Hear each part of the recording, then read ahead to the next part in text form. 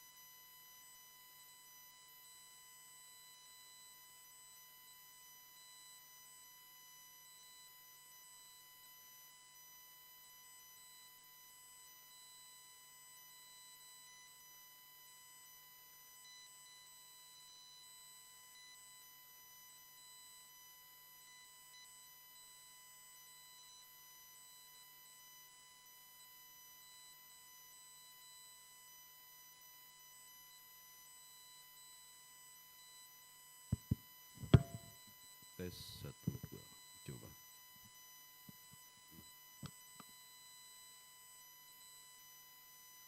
Ini udah?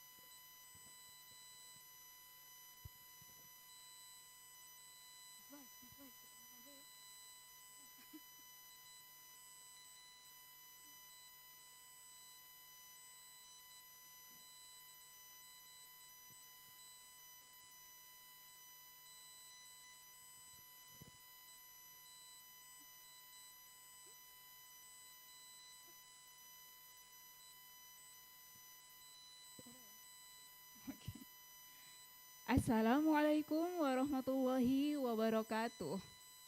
Om Swastiastu, Namo Buddhaya, Salam Kebajikan. Good morning, ladies and gentlemen. Welcome to the annual international seminar on sustainable tourism under the theme Regenerative Tourism. We are all pleased to have you here, the chairman, the keynote speaker, the speakers, and also the audience, both in Zoom meeting and on-site audience. All right. Before we begin, let us take a moment and give our full attention to this meaningful meeting. And this international seminar is conducted in hybrid, and right now we already have both on-site audience and also online participant with us. Ladies and gentlemen, this event will be divided into some sessions. So the first session is opening. The second session is welcoming speech. The third session is keynote speech. The fourth session is session 1, where we will have vice presenter. The fifth is session 2, where we will have 4 presenters, and after that we will have a break. After the break, we'll have session 3 with 3 participants or speakers, and then we'll have closing. All right, without further ado, let's open this event by saying Basmalah together. Bismillahirrahmanirrahim. Thank you. And to begin this event, I kindly invite everyone to sing our national anthem, Indonesia Raya. For audience, please stand up.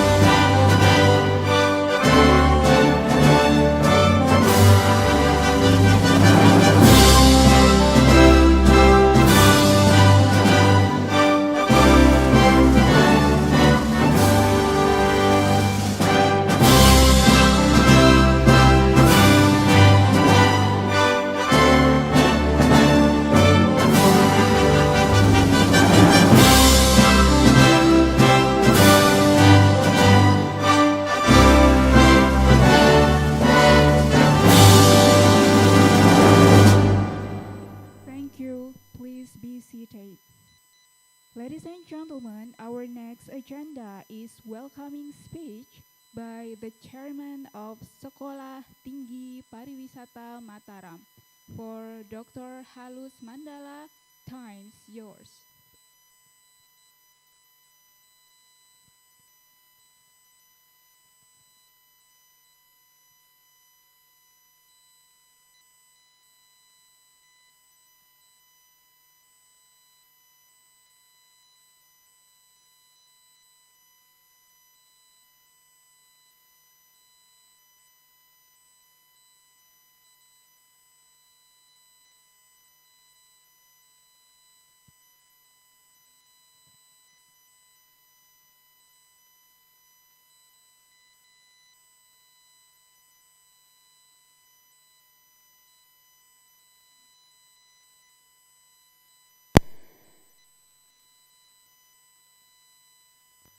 Especially keynote speaker Mr.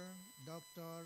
Francis Sapirius Teguh, MA, expert staff, Ministry of Tourism, Republic of Indonesia. The honorable speakers, Mr. Profesor Dr. Inyoman Dharma Putra, MLIP, University of Udayana. Mr. Professor Dr. Badarudin, University of Science, Malaysia. Mr. Yohei Okamoto and Janet Idabella from Murdoch University. And other speakers from STP Mataram, Mr. Professor Imade Suyase M. Home, Dr. Sri Susanti M. Par, Dr. I Putugede M. Par, Dr. Iwayan Suteja M. Par, Dr. I Ketut Purwata MH, and Anak Agung Eka Putri Dwi Astiti, Magister Tran Pariwisata. As well as Mr. Ulpan Mulyawan MPD and Dr. Muryanto Empar as moderator. Ladies and gentlemen, welcome to the 5th International Seminar this morning. The current seminar carries the theme Regenerative Tourism, with subtopic was the transition and regenerative tourism. Second, local communities in regenerative tourism. Third, regenerative visit destination government. Fourth, business models and regenerative investment. And fifth, regenerative tourism public policy and case study of regenerative tourism implementation. The objectives of this seminar are E. To facilitate knowledge exchange between practitioners, researchers, stakeholders related to regenerative tourism. B. To encourage global dialogue and collaboration, the develop and deepen the extent of regenerative tourism. She identify innovative solutions and good practices in managing regenerative tourism.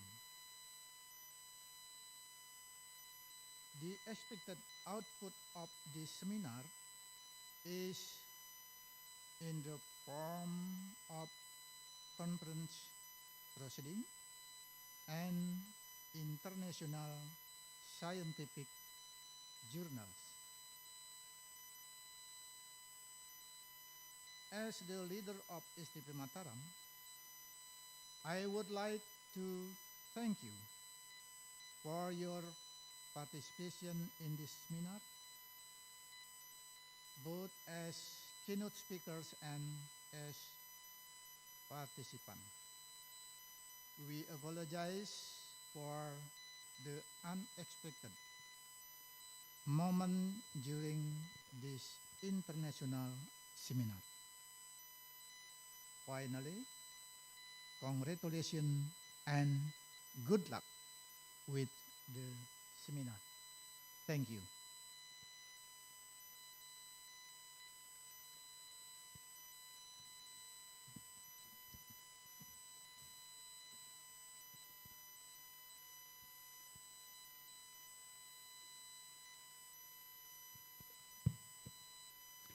All right, thank you for the chairman of STP Mataram for the warm and the insights.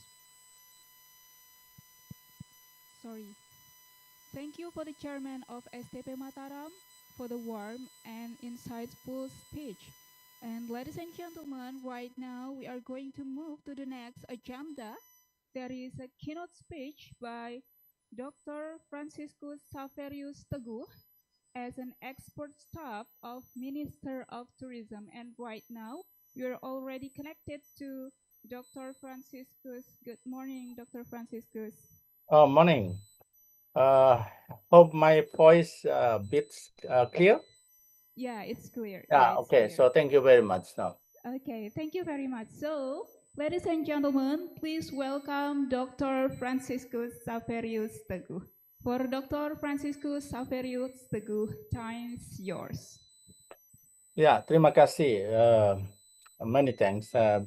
Selamat pagi. Assalamualaikum warahmatullahi wabarakatuh. Salam, salve, Om Swastiastu, Namo Buddhaya, salam kebajikan, salam sehat, dan salam Indonesia maju.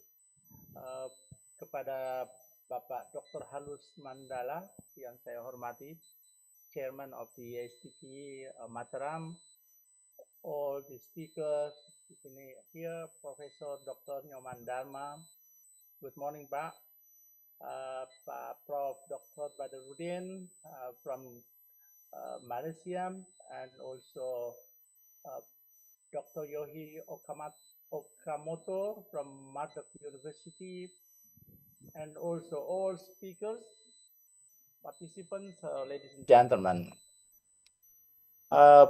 It is a great honor for me to be here as the keynote speakers on the international seminar on regenerative tourism undertaken by STP Mataram. So my topic for today is how the national policy framework connect with the regenerative tourism development in Indonesia. Yes, I think I will start with the global perspective, and then why regenerative tourism and travel now emerge as an option for development and also the lifestyle of the people or the visitors. And then I will wrap up with the national tourism policy and strategy, including how then we deal with the sustainable and quality tourism developments. And after that, I will close my presentation with the summaries and future directions. Yes, as you know that the global strategic issues, now we are facing the crisis. We can say something like a triple crisis, including pollution, lost biodiversity, climate change. But then now we convert into polycrisis. I think this is really important message that we should have to handle and to respond this such kind of crisis, because it is a multiple interconnected, and then she feel the complex of for the individual and the movement of the people. So I think this is really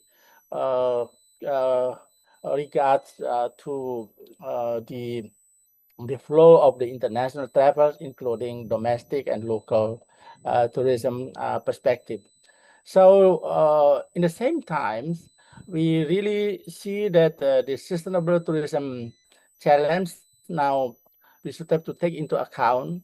In some places, in some destination, we are facing the over tourism, of course, overcrowding in certain areas, make a lot of pressures and intensity of the visitors at that place.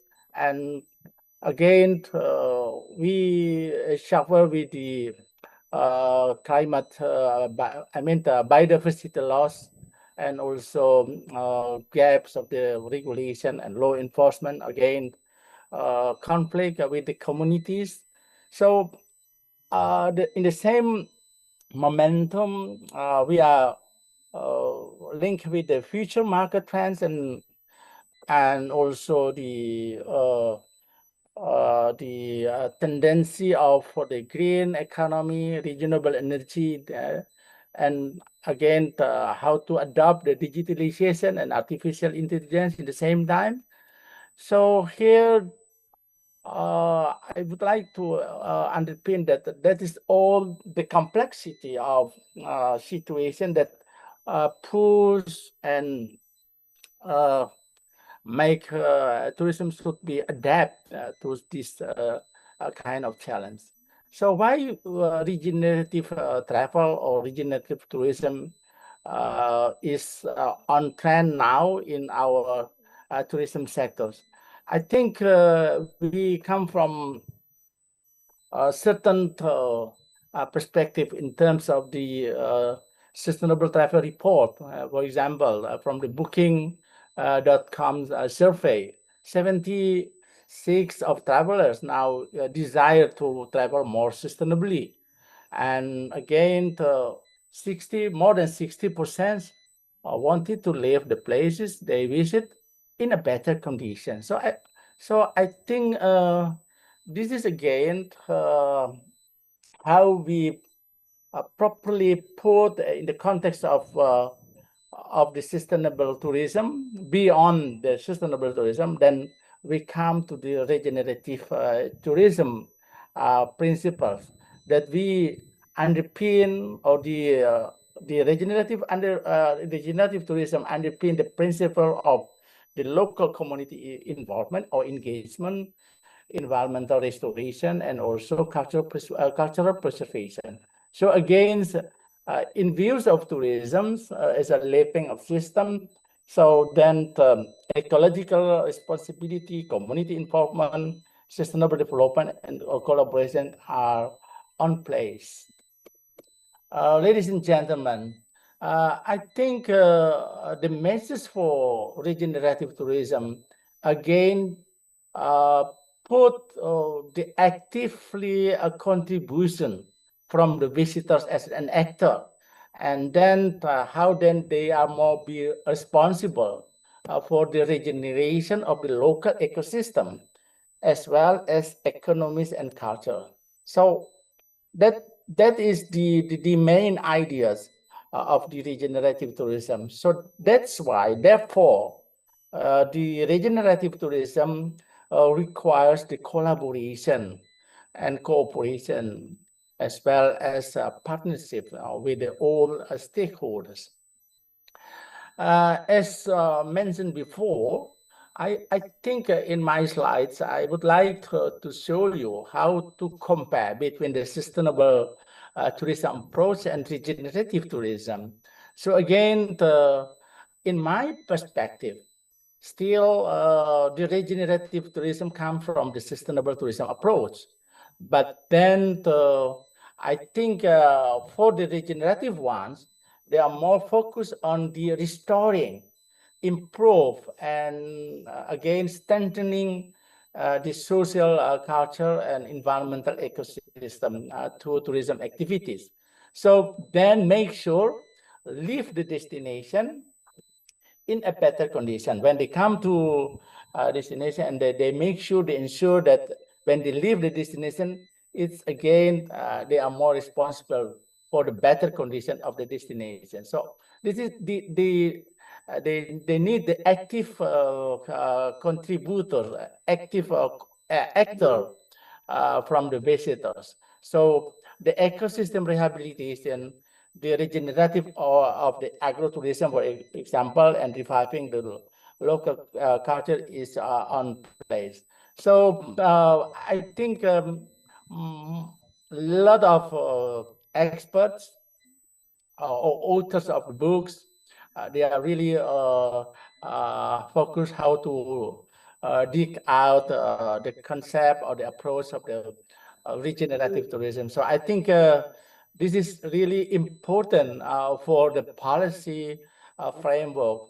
How then we can embrace this such kind of concept and convert or translate into the real program and real policy on practices.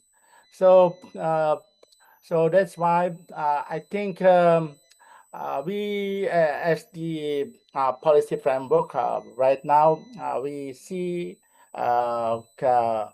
quality tourism as well as the sustainable tourism is also a kind of foundation for our policy. Then we can develop regenerative tourism as a deliverable model for the new initiative for the tourism industry. So created the urgency to shift the regenerative to be more care for the ecosystem and local communities at the destination.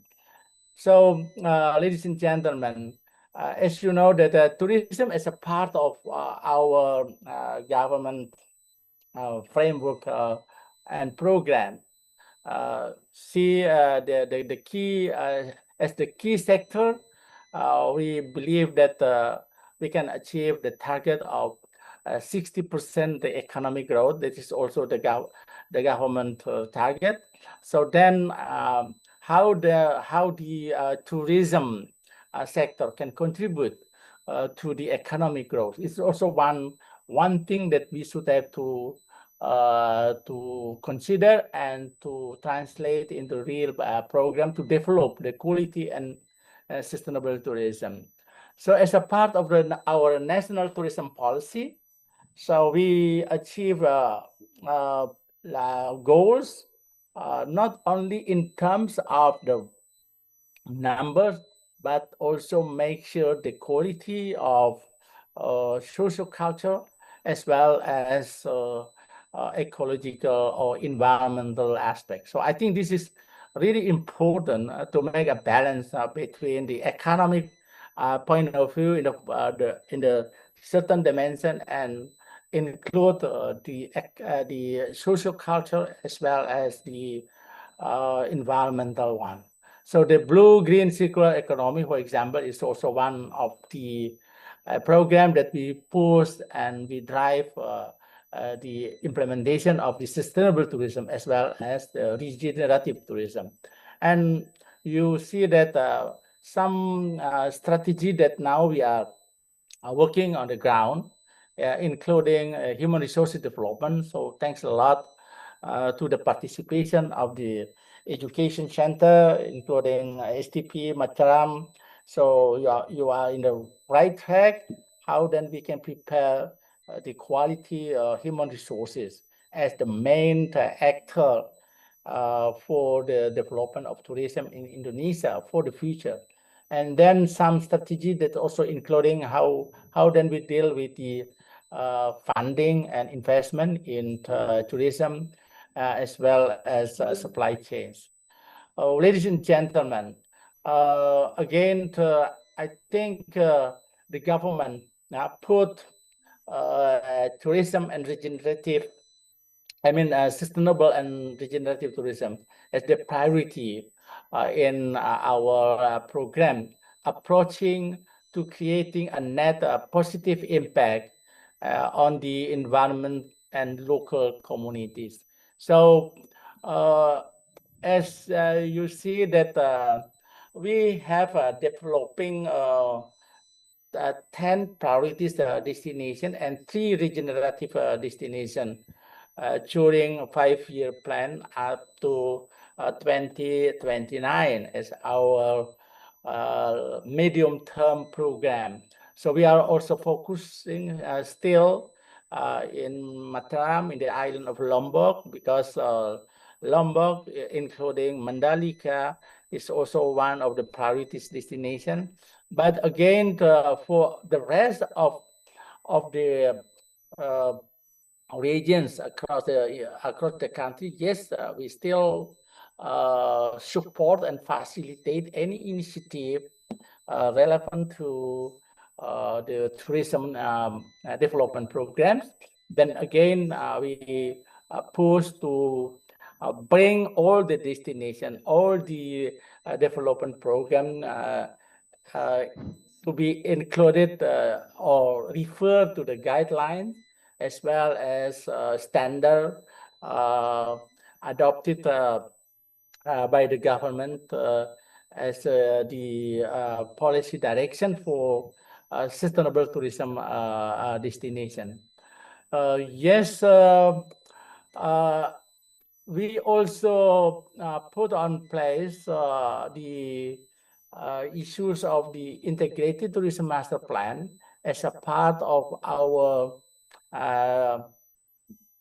policy framework to produce the integrated tourism master plan. So that's why in some region or some destination, we are trying to match with this supply and demand analysis, how then we can portray the market analysis as well as the investment need assessments.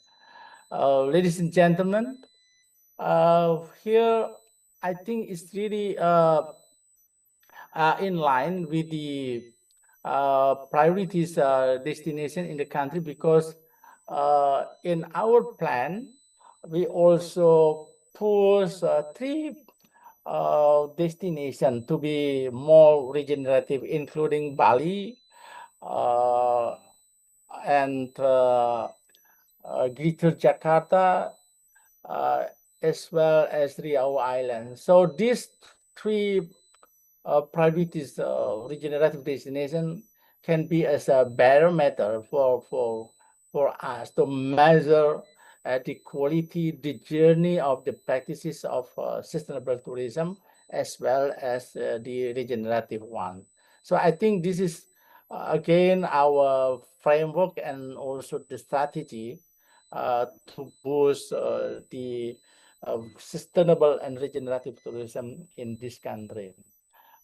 Ministry of Tourism, as one of the portfolio cabinet here, we also have the strategy to focus on the tourism human capital development, as well as tourism destination program, increasing investment and do marketing as well as the quality events. So that's why we are boosting the clean tourism program, Gerakan Pariwisata Bersih, and then how to adapt the AI and digitalization, and also how to bring tourism more qualified and better in quality of services. And then we deal with the events in intellectual property, and we still developing tourism village. So this is again how we are so serious to prove that we are in the right track to be more sustainable and also regenerative one. So, ladies and gentlemen, as a summary for my speech today, I would like to call all the stakeholders to be part of this journey. How then we are get together to formulate concrete programs and brings the solution for the development of tourism in Indonesia. So we should have to link with the policies and political commitments. So again, this is also a very important message. How then we can ensure the proper rules and regulation with the regional government, and then community engagement as well, and how then we build in the tourism education to include sustainable and regenerative approach as the model for any innovation that we should have to take care, and then we make sure the diversification of the tourism, and last but not least, including the cooperation with the international bodies, as well as doing research and innovation and monitoring and evaluation. So I think this is again my insight for this international seminar. So I bring hope to all of you here. So be part of our journey. So thank you very much. So have a nice discussion and bring fruitful recommendation and clear action plan to develop tourism to be more sustainable and regenerative one. So thank you very much.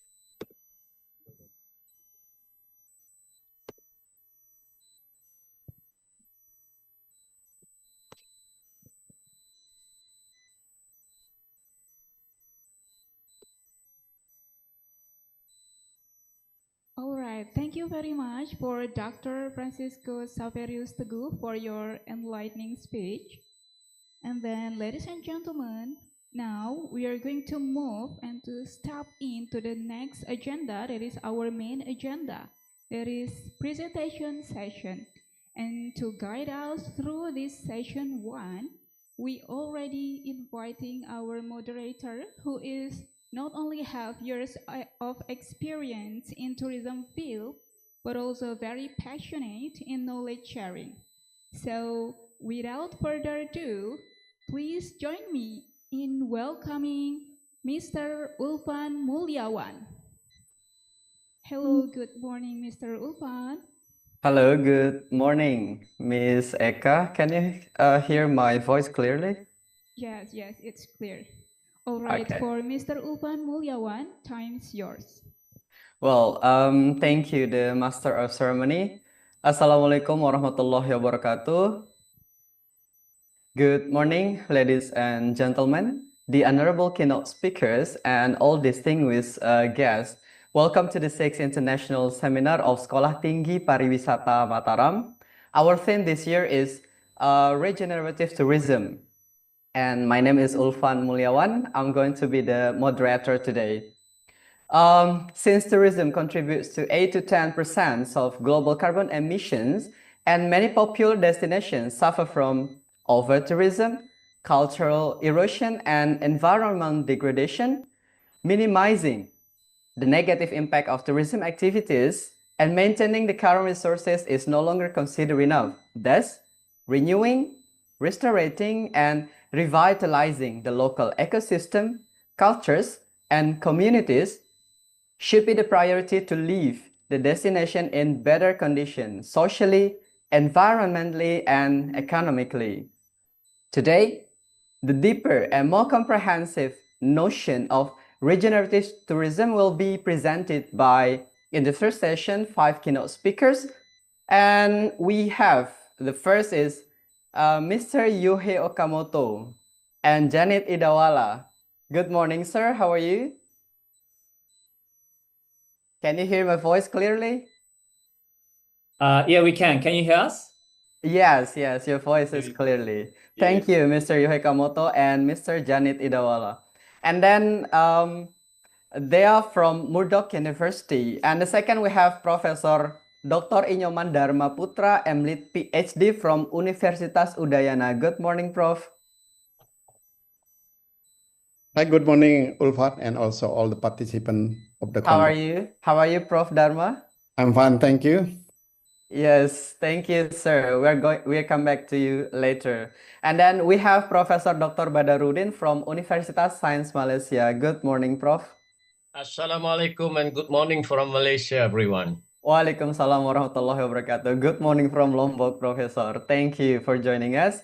And the last, maybe we have Mr. Bradley Simpson from University of Connecticut. Or maybe he will join us later. Well, thank you, all the distinguished speakers who already joined us.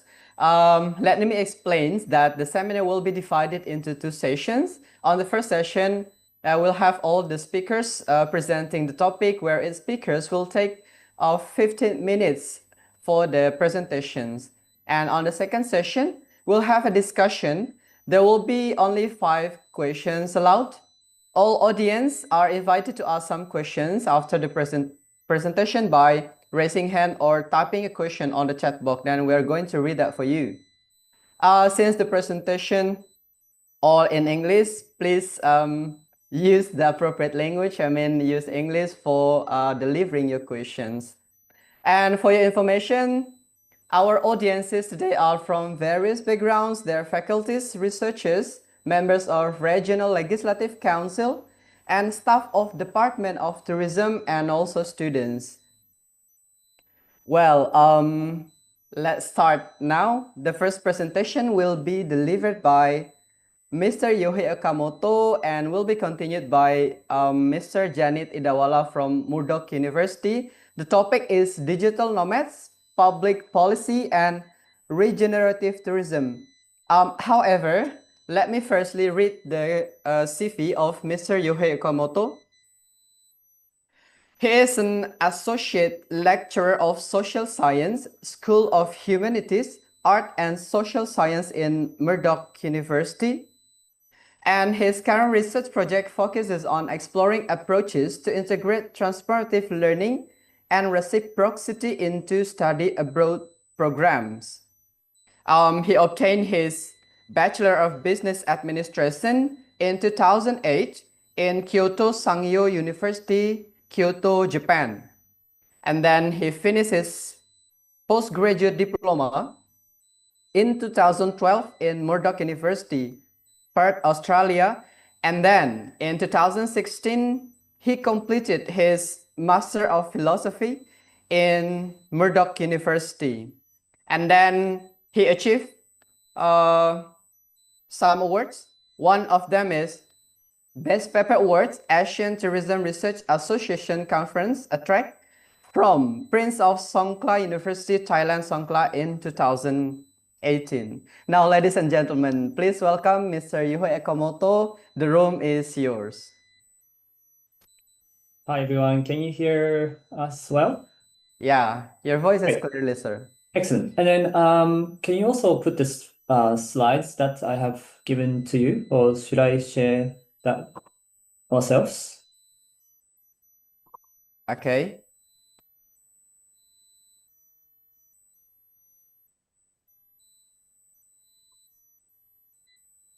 Do you have my slides, I or? did.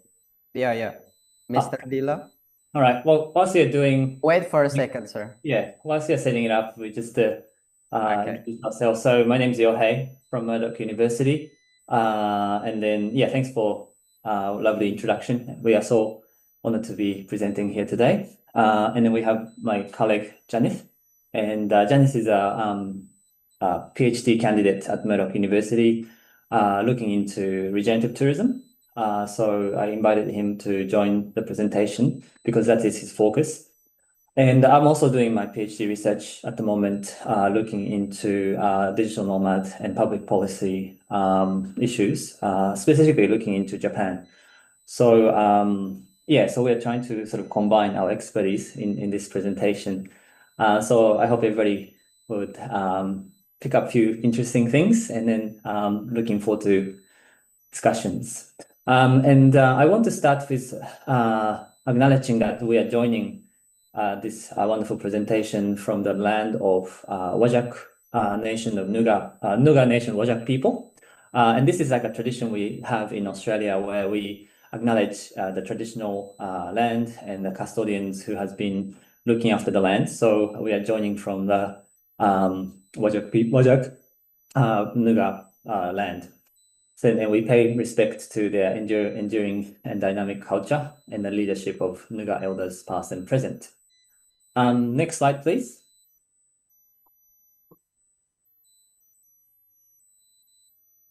All right, so that is the title, Digital Nomads, Public Policy and Regenerative Tourism. And we did a bit of introduction already, so if you can move on to the next slide, that would be great. Next slide, yeah. So what I'm going to talk about first is the idea of digital nomads and digital nomadism. And then Janice will elaborate on the concept of regenerative tourism. And we will discuss policy issues related to digital nomads and discuss whether the digital nomads can be forced for regenerative tourism. So digital nomads, probably many of you have heard of this term by now, because you hear this term on newspapers and people talking about it, and academics are picking up this term too. So the digital nomads, the term was initially coined by Makimoto and Manners in 1997. I actually have a book, the book that's been issued, it's a bit funny, in 1997. So that was the first time when digital nomads was introduced, and it was introduced as a sort of a futuristic lifestyle. So it wasn't happening back in 1997, but sometime during the mid 2000s, it started to gain traction. People pursuing lifestyle where, combining traveling and working. And then obviously the COVID-19 pandemic accelerated this trend. And as I said, digital nomads is a term that is heavily used by media, academics, and other stakeholders. There's no single definition of digital nomads. So digital nomads can mean any remote workers and location-independent workers. Can you press next, please? It's just got the animation popping up. So yeah. So this is just one definition of digital nomads from MBO. Digital nomads choose to combine working remotely and traveling for various reasons and length of time. And if you look at the right-hand side screen, if it's clear enough, the screen that you're looking at is the front page of a job site called seek.com.au in Australia. And then it has become a standard in Australia and many places around the world for people to be able to choose type of work they want to do, whether they are, I can't read it closely, is it on-site, hybrid, or remote? So it has been normalized in many society where people are basically choosing type of work, but whether they are in person or on-site or hybrid. Digital nomads also, well, digital nomadism also have been defined as sort of a long-term traveling lifestyle. And can you click next, please? And then one more, sorry. So have autonomy over frequency and choices of location and visit at least 3 locations a year that are not their own. So this is to differentiate between conventional form of tourism, where people go away for a short period and then come back, but digital nomads are nomadic in a sense that they are continue to travel and then they have no intention of returning to their home country. And then finally, digital nomadism is seen as an alternative life identity. Can you click next, please? Rejects notion of ownership and rootedness and instead embracing liquid everyday living that is enabled and mediated by ever-expanding digital ecosystem. So essentially, digital nomadism is a life identity, and then people can identify themselves as a digital nomads as a sort of a counter-culture, capitalist movement in some sense. Next, please. And so given that the diverse interpretations and understanding of digital nomads, it is very difficult to understand the true scale of digital nomadism around the world. There has been some efforts that's been made to understand who digital nomads are and also the scale. So Richard, for example, 2003 estimated that there were 1.7 million digital nomads around the world. It has gone up to 35 million in 2022. That's just a couple of years ago. And it is estimated that the number is going to increase up to 60 million by 2030. That's not very far. And then mostly digital nomads are from the US and UK, sort of Western countries. But it's interesting to see there's, nomads from Russia and things like that. And also increasingly, we started to see nomads, domestic nomads. So people, say in Indonesia, they choose to be nomadic within their own country. And the age group, I guess the stereotypical idea of digital nomads are young travelers, Gen Z, millennial generations. However, a study suggests that there are a wide range of age groups who practice digital nomad lifestyle. And then finally, gender distribution, male 85%, female 15%, tend to be more male. Next, please. So digital nomad visa have emerged as in response to the the spread of digital nomadism around the world, and this is one very strong way the government have responded in response to the emergence of digital nomads.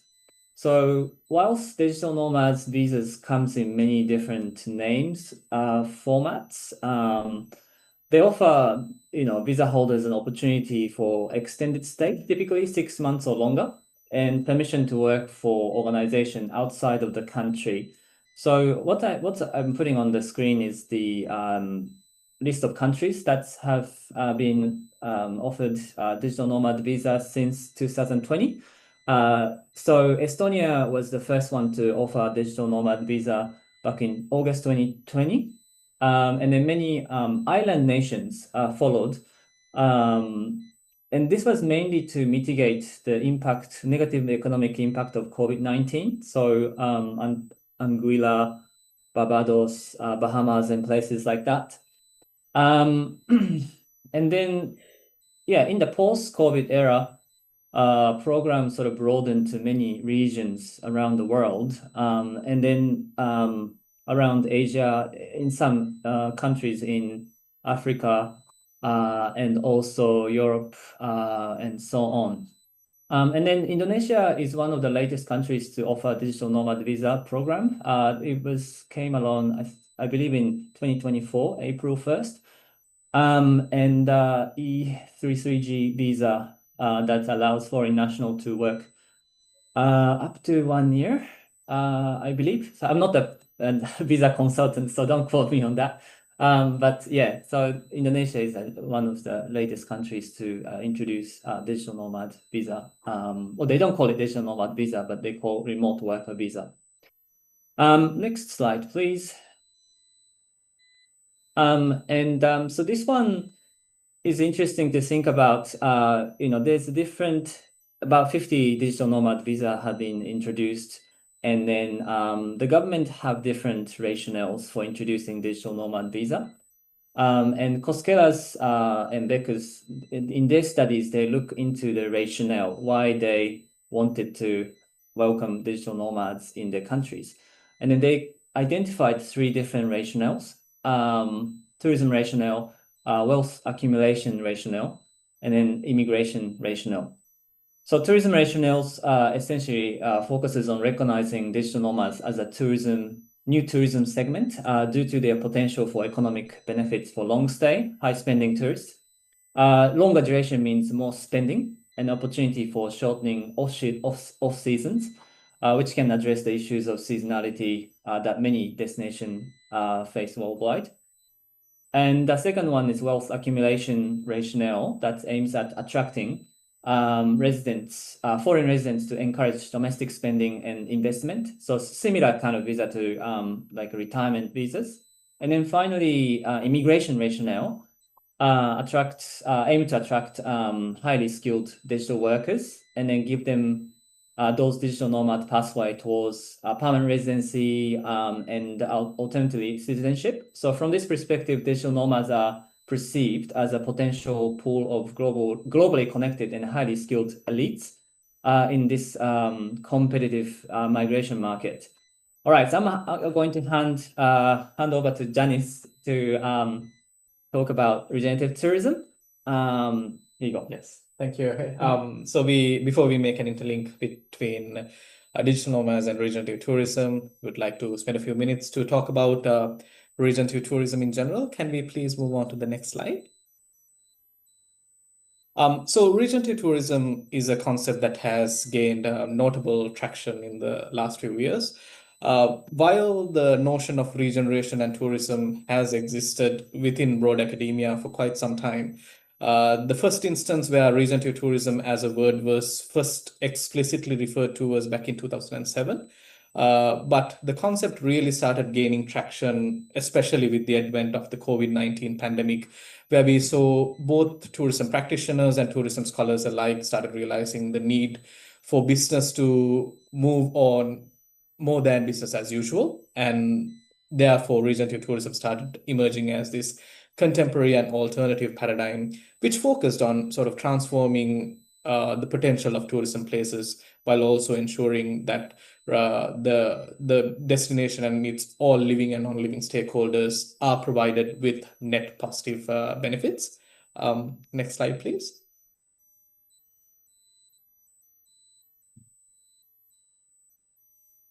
While regenerative tourism has received notable attention, the concept still remains somewhat ambiguous. You would see it is one of those concepts where it still lacks a universal definition. And to be very honest, some of the most foundational authors within regenerative tourism space actively discredit the need for a singular definition to define what regenerative tourism is, because it is considered as a very place-centric concept, where what regenerative tourism means in one destination could differ from what regenerative tourism means in a different destination. As a result of that, what we see is, despite the lack of common consensus or a common definition, what we see is some themes or conceptual themes that really underpin a regenerative tourism approach discussed by several different authors. So if you look at on the right side of your slide, what you see is a summary of some of the key conceptual themes based on some of the foundational studies on regenerative tourism that have happened both from an academic sense, but also from an industry sense, from 5 key authors or organizations within the regenerative tourism as of now. So what I'll do is I'll take a few minutes to go through some of these key individual themes and to explain what it means from a broader regenerative tourism paradigm. So when it comes to regenerative tourism, one of the key aspects is the need for adopting a community-centric approach. Regenerative tourism stresses the need for adopting a bottom-up planning approach where the community or the local community within the destination is given priority within tourism planning. So to do that, regenerative tourism requires its destination practitioners to draw inspiration and knowledge from indigenous and traditional wisdom or knowledge holders, so that tourism can be planned within that community for that community. It also stresses on the need for the community not only gaining economic benefits out of tourism, but also gaining non-economic benefits and being able to develop their overall quality of life, which transcends beyond mere financial gains. Regenerative tourism also requests its planners to possess an ecological worldview. So what ecological worldview very simply means is the need for tourism planners to consider the well-being of both living and non-living beings equally, so that both their well-being, be it an ecosystem, be it an animal species, be it the broader local community, they are all benefited when you are planning for tourism. Regenerative tourism also calls for meaningful multi-stakeholder collaboration. In regenerative tourism, we say all stakeholders function in a networked yet distributed manner. What we mean by this is each stakeholder within a broader tourism destination will have an individual and very important role to play for the tourism industry. But at the same time, all of them need to work with that regenerative mindset if the overall destination needs to be a broader regenerative destination. And to achieve that, based on the current context, a lot of authors argue the need for value reconceptualizations or rethinking how we consider what is value or what is considered valuable or valuable outcomes from emerging from tourism industry. And then it also stresses the need for creating net positive effects. This is perhaps one of the most common things that you see when you are discussing about regenerative tourism. There is a need for creating net positive effects where on one hand, you have the supply side net positivity. This is where both the destination and its stakeholders are actively benefited. Could be economic gains, could be socio-environmental gains, could be the flourishing of the destination. And at the same time, you have the demand side where you want the tourists who are coming to the destination to actively receive a very transformative experience, and also be able to contribute to the destination through their visit and create net positivity for those within the destination as well. So this is one of those points that really sets regeneration apart from sustainable tourism, because it evolves beyond merely sustaining what a destination already has, and it transcends towards moving from that sustaining level to making sure that net positivity or making the destination better the top priority of this kind of a planning approach. Now, when you look at an approach of this nature, you could think this looks quite aspirational, and there are some aspects of it which could be very difficult to integrate, especially for destinations where tourism planning have already started and they are already at a place where the tourism industry has reached a certain threshold. But what you could also consider is there are certain facets of this regenerative tourism paradigm that you could embed within your planning, which would help you to deviate away from maybe a sustainable trajectory to a more regenerative trajectory in the future, particularly when it comes to planning for digital nomads. So when it comes to planning for digital nomadism, one of the key insights that we have to discuss is the concept of place centrism. Can we please move on to the next slide? So in regenerative tourism, as I mentioned previously, one fundamental reason as to why we don't have a common definition or a common consensus on the concept is because we consider it to be a very place-centric concept. What we mean by this is there is a place of living and a tourism destination, which are separate but also together. So we need to understand, if we are a tourism planner, we need to understand that a local community is using a particular place of living as their place of survival, place of living prior to tourism interventions happening. So especially when it comes to tourism destinations where local communities find it very difficult to start tourism on their own, and they need the support of externals or peripherals like hotels, investors and tourists and other tourism stakeholders to come into the destination to start tourism. It is very important for those peripherals to understand that distinction. They are entering a destination or they're entering a place of living, and they need to protect or they need to respect the existing socio-ecological systems within that broader destination prior to making that tourism intervention. So this, I believe, sets a valuable precedence when it comes to planning for digital nomadism within destinations as well. And for final thoughts, I move on to Yohei. Thanks, Janice. For next slide, please. All right. So to wrap up our presentation, we'd just like to flag some of the ideas that may be worth considering, thinking about regenerative tourism and digital nomads. And the idea of regenerative tourism is place-centric approach. So this is not us saying, you should do this or do that, but this is about, these are the kind of things worth exploring, and then come up with the policy and ideas that's relevant to individual places. So first point is understanding the extent and type of impacts that digital nomads may have. So impacts are either positive or negative, and they can go economic, social, and environmental.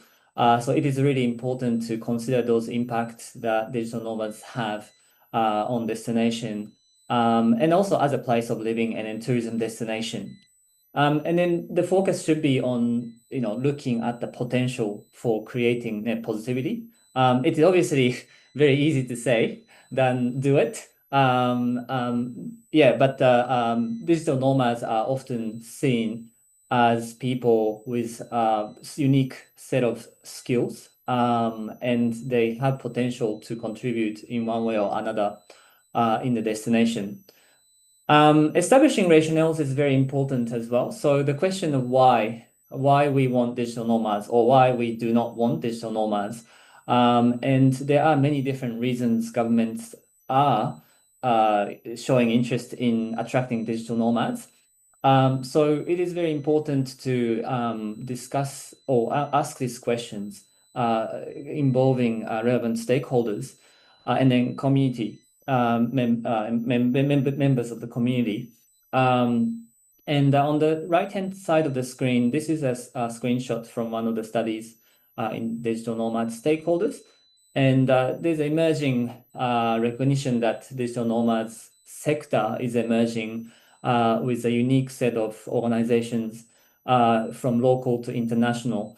So it is important to recognize that we are starting to see the emergence of digital nomad sector and involve those people in policy discussions and establishing in rationales. And then final point is systems and holistic policy approach. So we have seen a lot of countries and regions showing interest in digital nomads, and they typically start with introducing digital nomad visa or something similar. That's itself is a good start.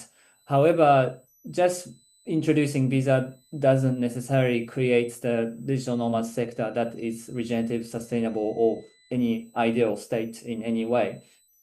So it is very important to think beyond visa provisions, and specifically considering attractions and retention policies. So attraction policies refers to attracting digital nomad visa, the type of visitors, amount of visitors through, marketing, DMO campaigns and visa provisions, things like that.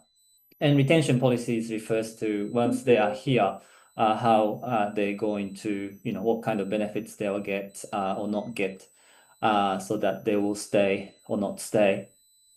And then this is, local to international stakeholders that I mentioned in the previous point should also be considered in policy approach. So that's all the slides that we have. Can we go next? Right, so that's all the slides we have today. Thank you very much for your precious time. And these are our email address, so feel free to get in touch with us. And also, if you have any questions or suggestions, feedback, we would love to hear from you. Thank you so much. Thank you. Thank you.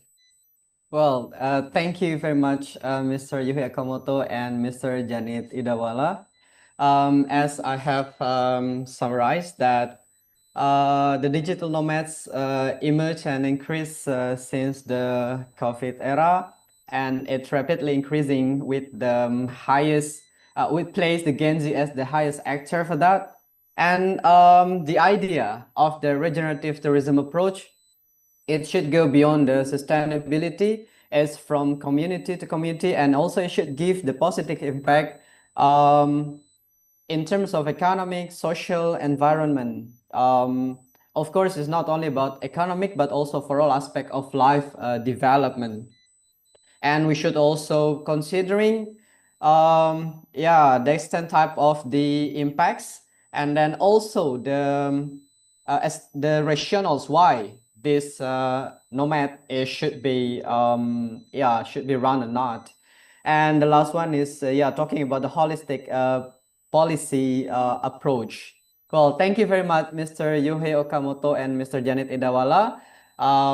Please, if you got another time, stay with us because we are going to have discussion later. Thank you very Okay, much. great. Yeah. All right. Thank you so much. You're welcome, sir. Now, we are heading to the second speakers. We will have Professor Dr. Inyoman Dharma Putra, MLit, PhD. Good morning, Prof. Dharma.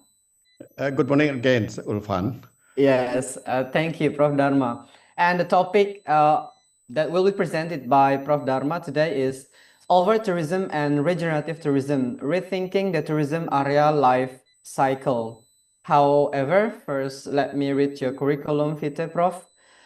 Professor Inyoman Dharma Putra, MLit, PhD, is the head of doctoral program in cultural studies at Faculty of Humanities, Udayana University. From 2014 to 2017, he served as a head of tourism studies graduate program at Udayana University. He is co-author of the book Tourism Development and Terrorism in Bali. Since 2011, he has been editor-in-chief of Jurnal Kajian Bali, a Scopus Index journal rank Q1. Now, we welcome Prof. Nyoman Dharma Putra. The room is yours. Once again, thank you very much, Ulpan Mulyawan, being a moderator. Good morning. First of all, I would like to thank the committee for giving me a chance to share my recent interest in this very respected seminar. My friend Prof. Bada from Malaysia, welcome to the conference. And also Yohei Okamoto and Idawala from Murdoch. Enjoy your presentation. Organizer, participant, and paper presenter, good morning from Denpasar, Bali. Allow me to share my PowerPoint. Oh, sorry. That's wrong one.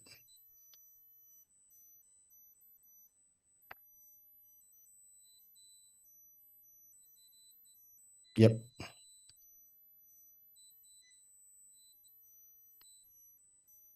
Yeah, it's been stressed before by Ulfan that my presentation titled Over Tourism and Regenerative Tourism tried to see it from a very popular highlight cited concept by Richard Butler on tourism area life cycle. I will explain, excuse me, shortly why do I use the Richard Butler model to explain or to discuss about regenerative tourism. The aims of my presentation is to try to understand the current developments of global tourism, which is facing the issue of over-tourism, and to examine regenerative tourism as a strategic solution. In this presentation, I will argue, I don't know.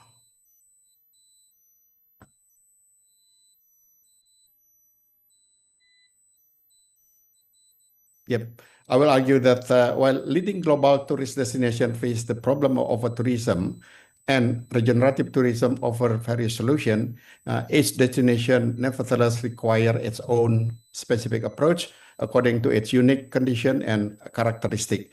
No single model fits all solution must match each destination unique character. I think in the previous presentation, we know that the not only the solution, but also the definition of regenerative tourism is varied. There is no a single definition to fit all. Consequently, also there's no single solution to fit all the case. I will show in a different tourism destination around the world, including, of course, Bali.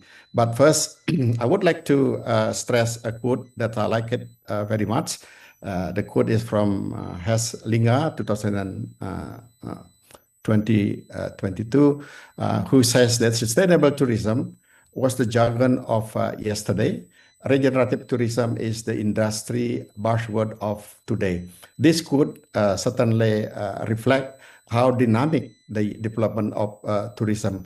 Just in the last 1.5 decade, we highly discussed about the importance of sustainable tourism to support United Nations Sustainable Development Goals. And then we face COVID pandemic around the world. And now we face over tourism, where regenerative tourism it's offer a very promising solution in solve the problem caused by over tourism. This is the highly popular model from Richard Butler that we know as a tourism area life cycle. I'm sure that everyone of these tourism scholar familiar with this chart, and it stress actually the exploration and improvement step stress the few visitor at first. Numbers start to grow as local engage. That was the initial step of the tourism destination development.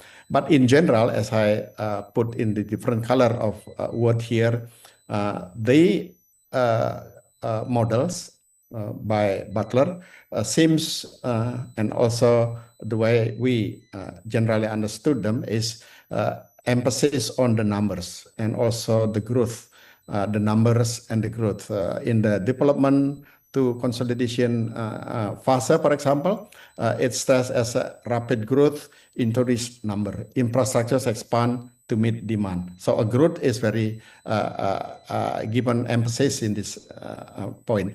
And also in the stagnation step, the numbers peaks, destination reach carrying capacity, numbers again. In declining or rejuvenation process, growth also given emphasis here.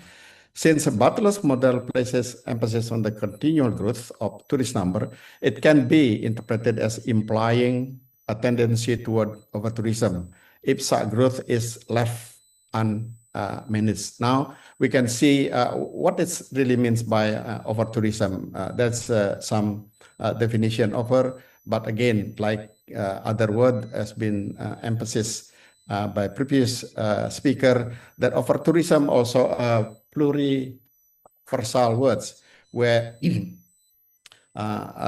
they simply means more tourists than carrying capacity. In reality, over-tourism is a worldwide issue that is impacting destination from different parts of the world. Every news on tourism now is hardly skip the word over-tourism, especially to the top popular tourist destination around the world, including Venice, Eiffel Tower, Opera House in Sydney, of course, and also in some tourist attraction in Indonesia, especially Bali. Over-tourism, let me stress it again, is the excessive growth of visitors, leading to overcrowding in areas where residents suffer the consequences of temporary and seasonal tourism peaks, which have enforced permanent change to their lifestyle, access to amenities, and general well-being. So the impact of over-tourism is so wide, diverse, and depth, and no compromise to taken no action at all. the solution is very a must. Destination appear to be overrun by tourists beyond the capacity of the tourist area or the willingness of residents to welcome. If we look at the relationship between over-tourism and the irritation index, it is very clear that the current problem that faced by international tourism destination almost everywhere show a kind of down direction from euphoria, apathy, irritation into a kind sense of antagonism. Like in Bali, in the beginning of tourism development, local people always described as welcome tourists with the open mind, heart, and also friendly manners. But recently, as we can see from the social media and also publication, there's a lot of incident where local people and tourists or among tourists themselves having an argument, a fight in the street, having problem in the traffic and so forth, which indicate that tourism far from peaceful situation, which is actually the main point of tourism activity. So that's a great change in the feeling of interaction between the host and guest from euphoria, apathy, annoying to antagonism. Although this is not occur in almost every corner of the world or places, but this is a very serious issue that we all need to tackle off. And when the concept and approach of regenerative tourism come, then we have a new framework, way of thinking, and way of acting to solve the problem. This is a pre-COVID video on how local people and also NGO saw the sense of annoying or irritation on the over-tourism that faced by Phoenicia.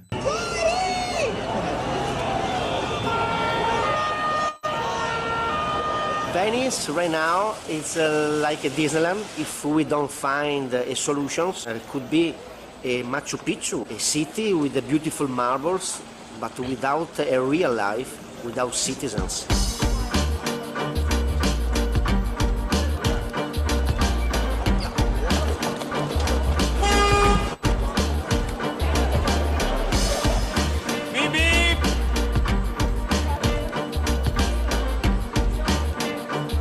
A lot of properties here are being rented out to tourists. I'm nearly 50 and I'm having to share a flat. A lot of local shops, like your butchers, your bakers, your dressmakers, all the local services have been transformed one by one into souvenir shops, tourist restaurants, fast food places. Nothing seems to be catered for us anymore.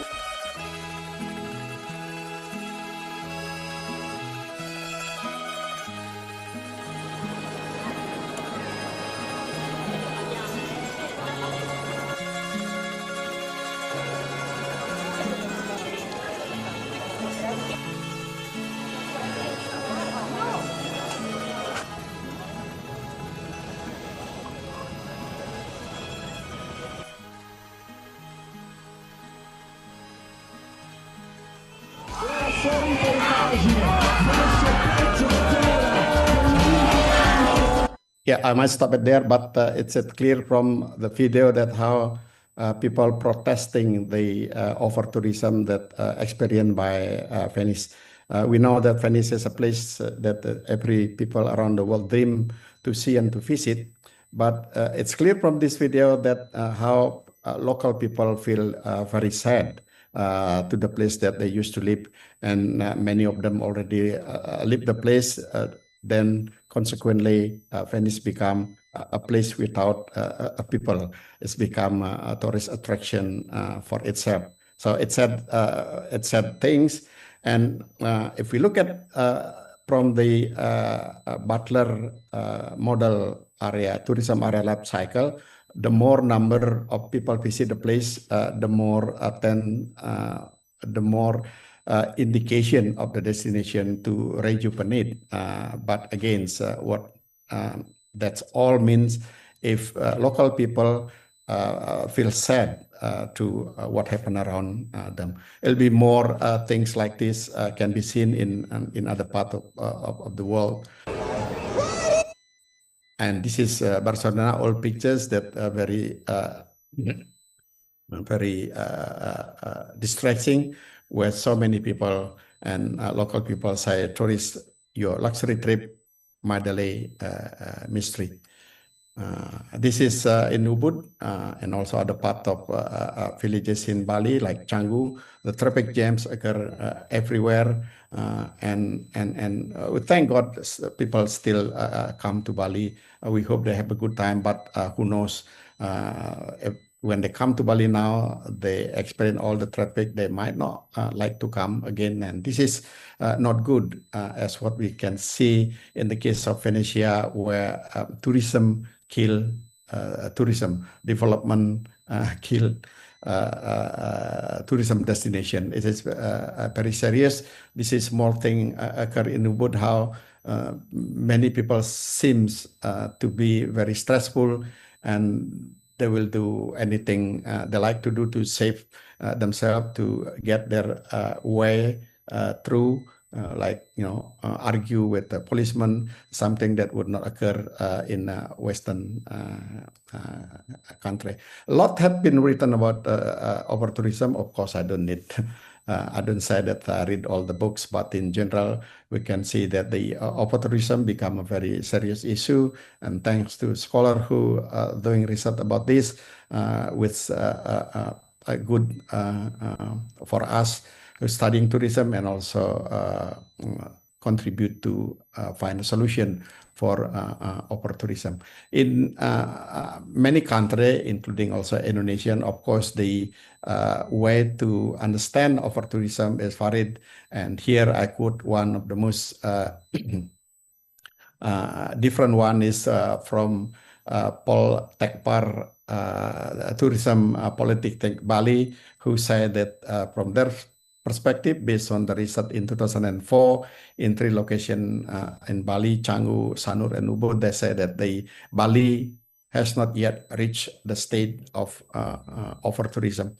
Well, you might know that the Paul Tekpar is under the Ministry of Tourism, and this point of view also shared by many government officers who always try to say something, avoid to say something critical, but in reality, they perhaps also understand the situation. For example, in the Bali tourism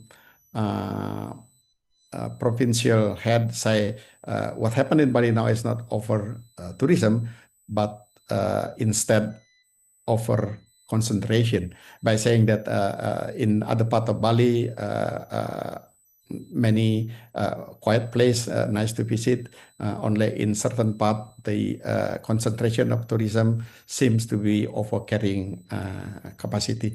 In general, we all share how to make Bali and also other tourism destination to be better and better.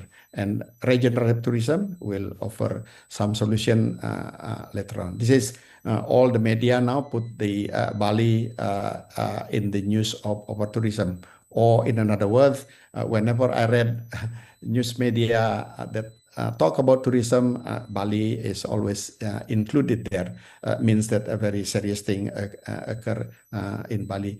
Of course, Bali is not one single place, but consists of many tourism destination, and each of them has their different and unique and very unique step of development that need a specific way of facing problem caused by over tourism.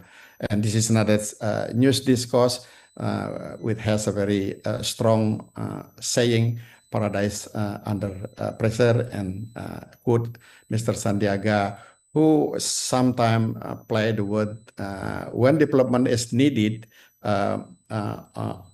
when development is needed, or tourism is considered to be not occur. But when the strategically managed tourism need, then imply that over tourism is occur in Indonesia.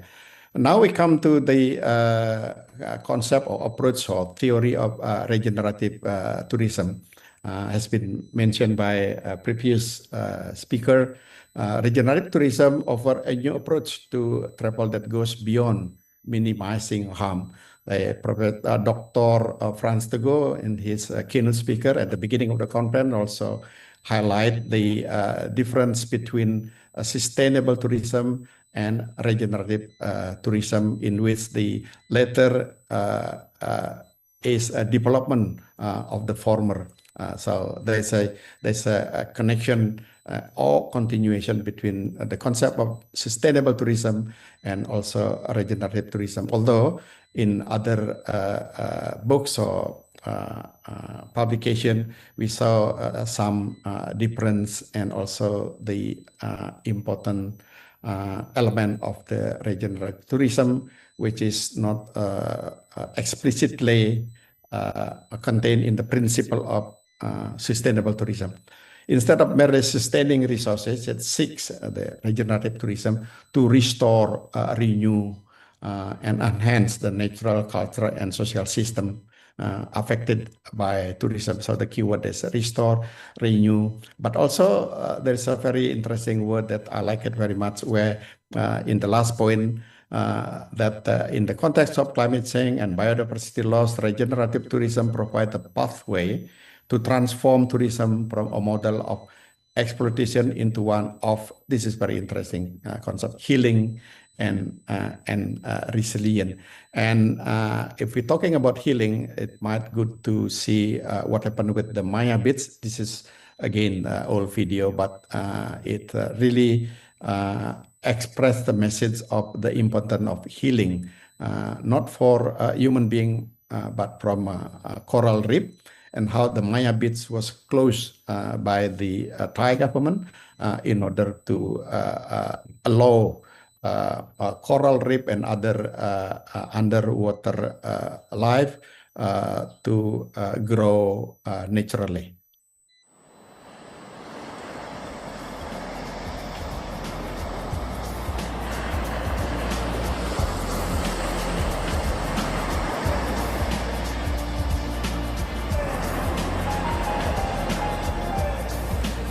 From the moment Leonardo DiCaprio emerged onto the famous Maya Bay beach in the film The Beach back in 2000, Maya Bay would never be the same.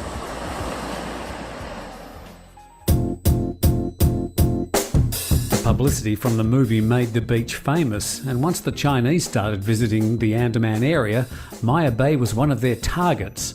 Everybody had to go and see the famous Maya Bay beach. Maya Bay is part of Koh Phi Phi Lay, one of the two islands that make up the Koh Phi Phi National Park. It takes about 2 hours to get there by conventional boat from both Phuket or Krabi. You can get there faster on a more expensive, faster motorboat. And tourists did, by their thousands, and every year the numbers just kept increasing. At its peak of popularity sometime last year, it was reported that Maya Bay was getting 6,000 visitors every single day. The infrastructure and the environment just couldn't cope. So discussions started in earnest at the end of last year that a closure of Maya Bay would have to happen to let the area rehabilitate. It was announced that on June the 1st this year, Maya Bay would close for 4 months.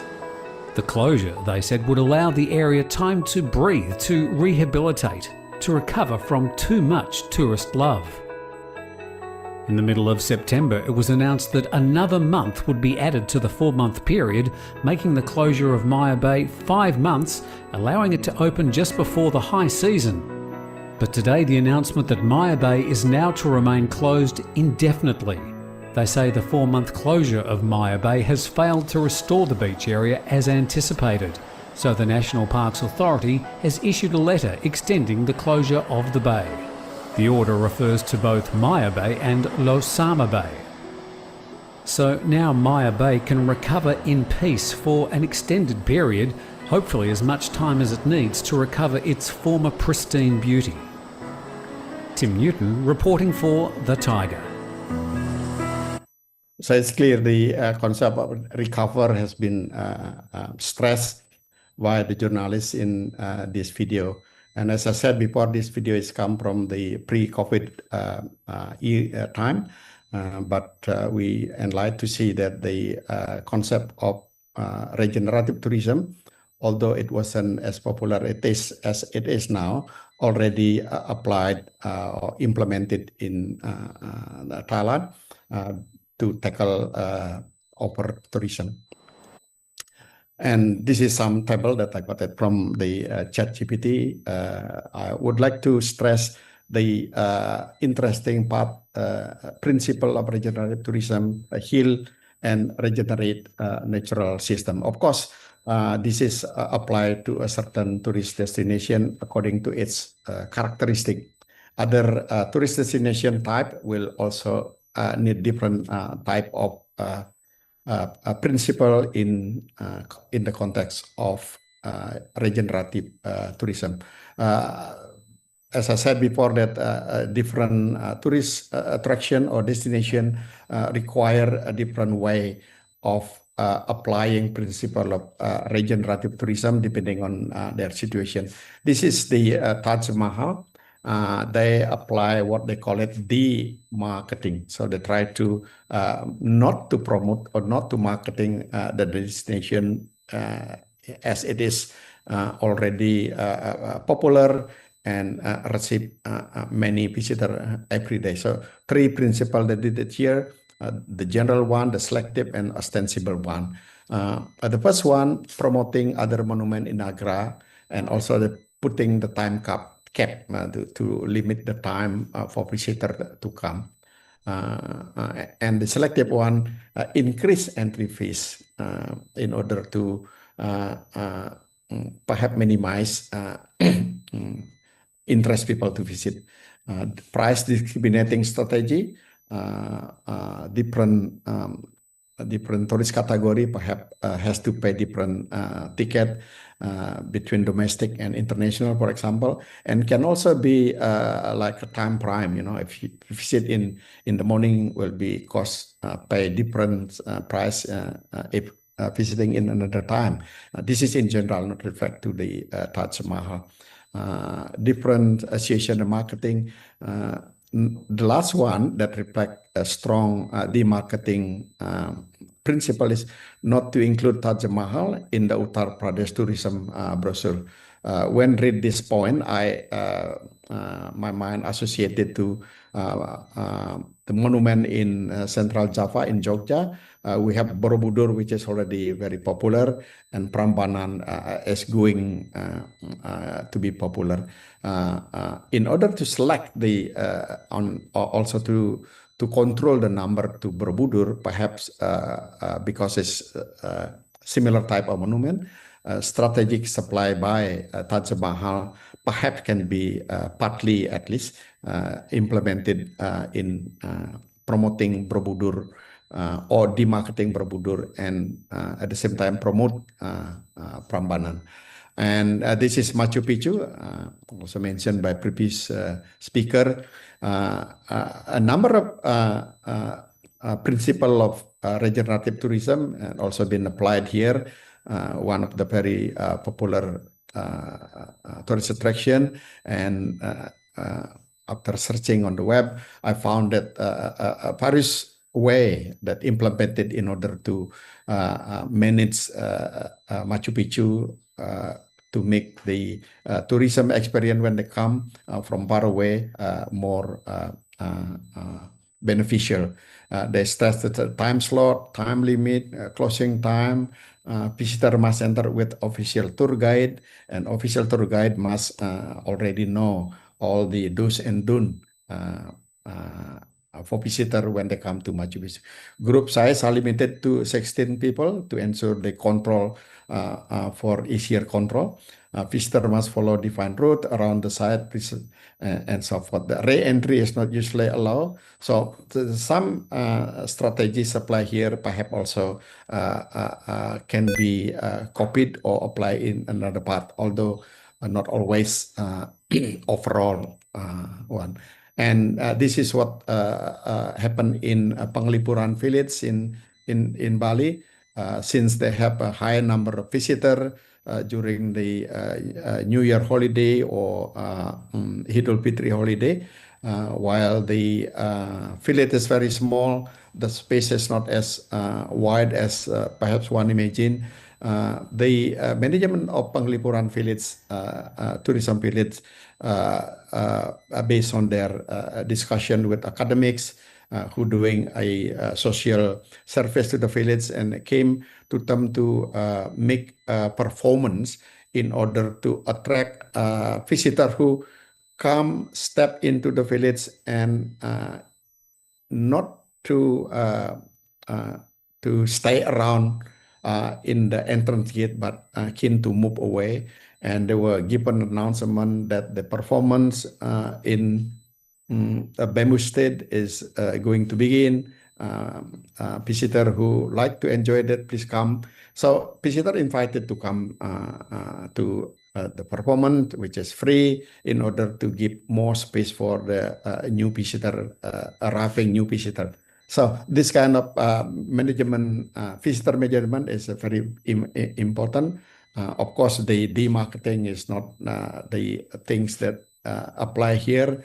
Again, the different kind of characteristic of tourism destination require different kind of regenerative principle in solve their problem. To close my presentation, I would like to emphasize again that regenerative tourism has become a necessity for safeguarding global tourism. So thanks for the inventor of the concept, but against the concept, the way of thinking, the way of acting will means nothing without implementing them in a genuine way.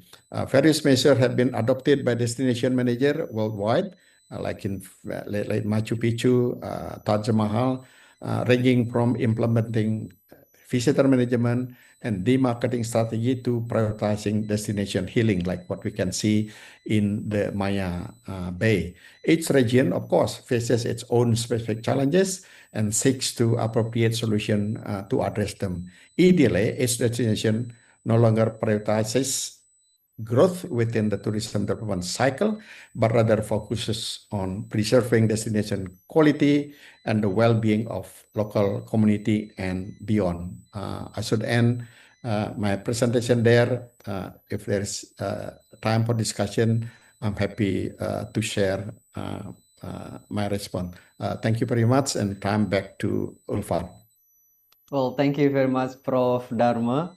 As a summary, the idea was that over-tourism, the excessive growth of visitors, forced the resident to change lifestyle. In short, it sends the residents to the unpeaceful situations. And then regenerative tourism is sounds like a promising solution for this. Thus, it allows the destination to heal and resilience, like what has been done in Maya Bay Beach, and then Taj Mahal, Machu Picchu, and Penglipuran. Like they have so many strategies, the marketing, and what we call, and Penglipuran is a Penglipuran visitors management, and so on. Well, thank you very much, Prof. Dharma Putra. Please stay with us for the discussion session after this. Well, now we're going to move to the fourth speakers. We have Professor Badarudin Muhammad from University Science Malaysia. Good morning, Professor Bada. Good morning, Pak. Yes, how are you, sir? Alhamdulillah, very good. Alhamdulillah, very good.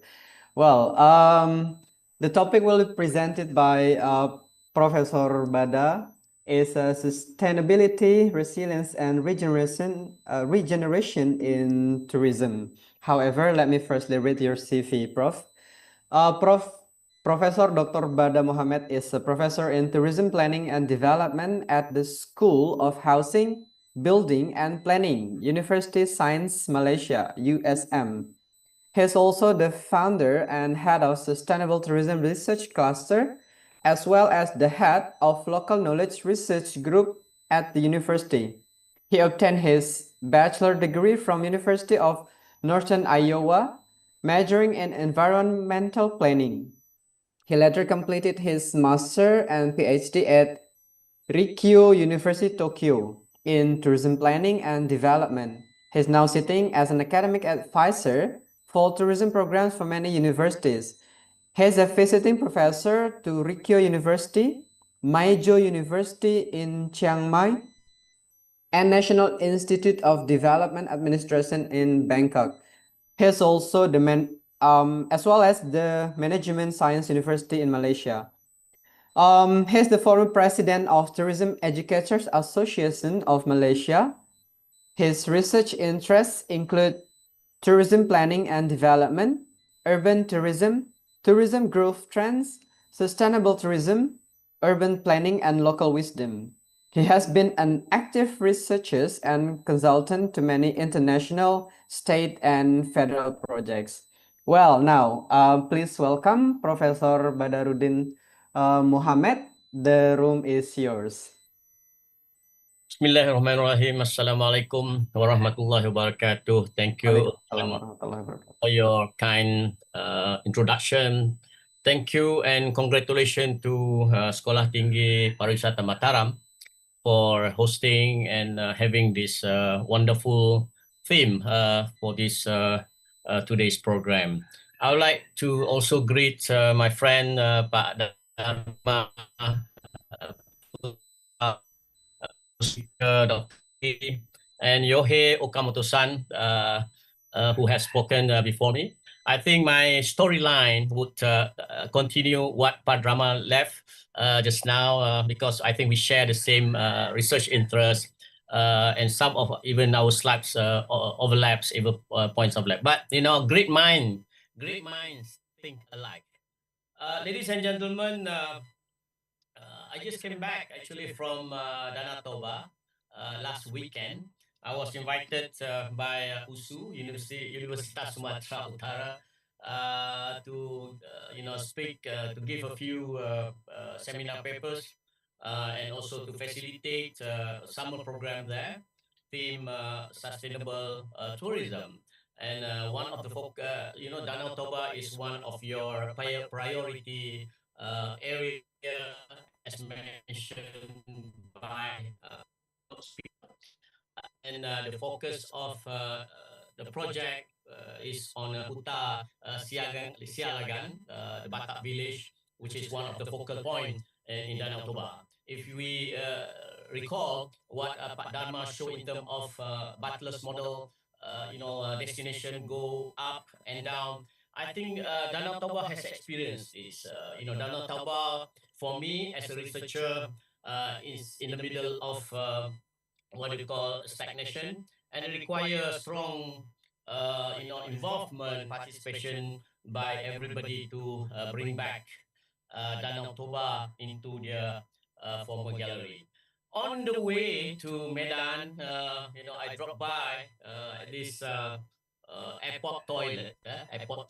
I'm sorry to bring to begin my introduction. Like we show the public toilet of Penang Airport, but people say that every great journey begins with a trip to the toilet. And then, inside the toilet, inside our toilet, you can see, people put, you have to use flush, bidet, save water, don't do this, don't do that. And, sometimes the list of don'ts is getting longer and longer. The fact that the management of the tandas or the kamar kecil or the toilet, try to educate us how we treat this public toilet whenever we use it. And sometimes they put this notice: please leave this toilet clean for the next user.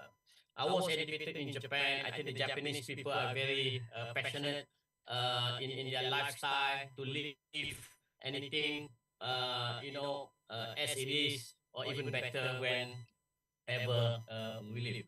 Some people like to draw, but or destroy things. They just cannot see clean toilet. They start drawing, put their art skill on the toilet and so on, and living and without flushing, and leave all the garbage in the toilet. But I think in the spirit of today's discussion, when we talk about the analogy of toilet, I think the whole spirit of regenerative tourism is about leaving the toilet cleaner for the next user to use. If you want to take home, I think this is a classic example where public toilet is a public property. It's our responsibility as a user.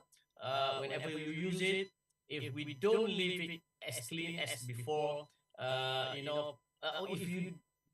you cannot leave it cleaner than before, at least you leave it as clean as before for the next user in the context of regenerative tourism for the future generation. And the notion of sustainability started perhaps with the realization that tourism brings both positive and detrimental impacts to the environment, people, and the local economy. I think this echo has been demonstrated at large by my brother, my friend from Udayana, Pak Dharma. It is like the story of the goose that laid the golden eggs. Yeah, when the two farmers, when they got this goose laying the one egg at a time, and suddenly they have the feeling that perhaps if we kill the goose, then we will get more eggs and we become rich. This is a game relationship between us as a tourist or us as the destination owner, and when we start receiving tourists that come and spend money in our destination, we become greedy, and eventually we kill the attraction or the destination or the product that attract the tourists that come and enjoy our place in the first beginning. Luckily, Pak Dharma showed a video about this Phi Island, so I don't have to speak about it. One after another, destination has been consumed by tourists across the world. You go to the Himalaya, Nepal, the same story remains. People go there to enjoy, to climb the mountain, to trek the mountain, eventually leave tons of garbage for people to clean. Kyoto is it's one of my favorite city. I used to go there maybe 20, 25, 30 years ago, or maybe more. Those days you can see the little Maiko or Gisha at 6 o'clock, 7 o'clock in the evening, walking down this quiet alley to go to their cafe and shops to serve their customer. But then with the arrival of so many tourists of late, I think the Kyoto government has getting sick of people taking sneak picture of the geisha and Maikos, tourists meandering around in the forbidden alley and take private pictures of these people. So the local people has become disturbed and no longer allowing people to just wander around and kill the privacy of the local people. When I was in Kyoto once, I see the local people shout out of frustration at the tourists who crowd their what they call public bus. Some of all the people cannot get out from the bus because the bus gets so congested, and the old people inside the bus cannot even get out from the bus on time, and there's some tension occurred, and this have not give a good impression on the tourist industry. I saw you, the lady in kimono. If you go to Tokyo, if you go to Kyoto, you will see people walking in the Greek kimono. But I would like to remind you, what you see is they are not local. They are basically tourists from Philippines and so on. I have a friend. I have talked to the family, and the family own the last kimono making industry. And I talked to them, and they say they do not want, they quit. They are not going to continue their business anymore. And the reason is that kimono is designed, made, and produced by factories in China for the tourist consumption in Kyoto. And the story never ends there. And the shops that you rent the kimono from are also owned by foreigners, especially from China. So basically, the whole industry is complete, designed perhaps by the Japanese, but made in China, produced in China, using Chinese material, sell them cheaper to the Chinese-owned rental shops for the tourist consumption in Kyoto. So I think the Kyoto have enough. As our fellow speakers say, that some of these damages are permanent, irreversible, causing destination sometimes to be closed or abandoned, like the Boracay Island in the Philippines. I just want to tease the point that was perhaps mentioned by my friend Pak Dharma about over-tourism. I think, yes, over-tourism is good, but I think we had the experience of under-tourism during COVID-19. So I think we can carry on for a good research whether is over-tourism worse than under-tourism. So, leave the picture here. We remember those 2 years, good 2 years when everybody is empty, no jobs, no business, time for visitors. Now we are back to the over and mass tourism again. Regenerative tourism, I think, is an add-on when merely being responsible is not enough. I think this is pretext of the theme of our conference today. In back to Lake Toba, I got the opportunity to listen to Mr. Eddie. He is the son of the owner of the Taman Simalam Resort. And what I gather from them is quite interesting. What I gather from them basically is regenerative tourism in reality. They design these wonderful resorts from barren land. They don't cut any tree, but grow tree. They design with nature, no rocks being touched or moved, no hill cutting, and they have labs. They have organic farm labs that to use new vegetable trees and so many to the local population using organic farming. They give the organic materials to the local farmer, and they buy back the produce by the local farmer at a higher market price. And one thing about this Simalam Resort is that the diversification of their businesses keep them survive, especially during COVID-19. The farming products can support the livelihood of this big resort when everything was not right, when the COVID-19 hit and no business, no rooms can be sold at that time. So my slides basically just like storytelling. I have a lot of pictures to show. One of the things that I think deserve attention is my favorite place in Bandung, the Saung Angklung Ujo. For me, it's a good ecosystem of what community tourism should be like. The performance of angklung, the making of angklung. They make angklung and they sell it to the world. They export it to Japan and Seoul and Europe. They do the performing angklung perform not only locally but nationally. They have come to Kuala Lumpur before. They have performed in London and Paris before. At the same time, whenever you go there, the children there participated, bring the angklung to the people, to the visitors, and the visitors will enjoy playing the angklung together. They cut the bamboos from nearby forests and they recreate the forest, they replant the forest to supply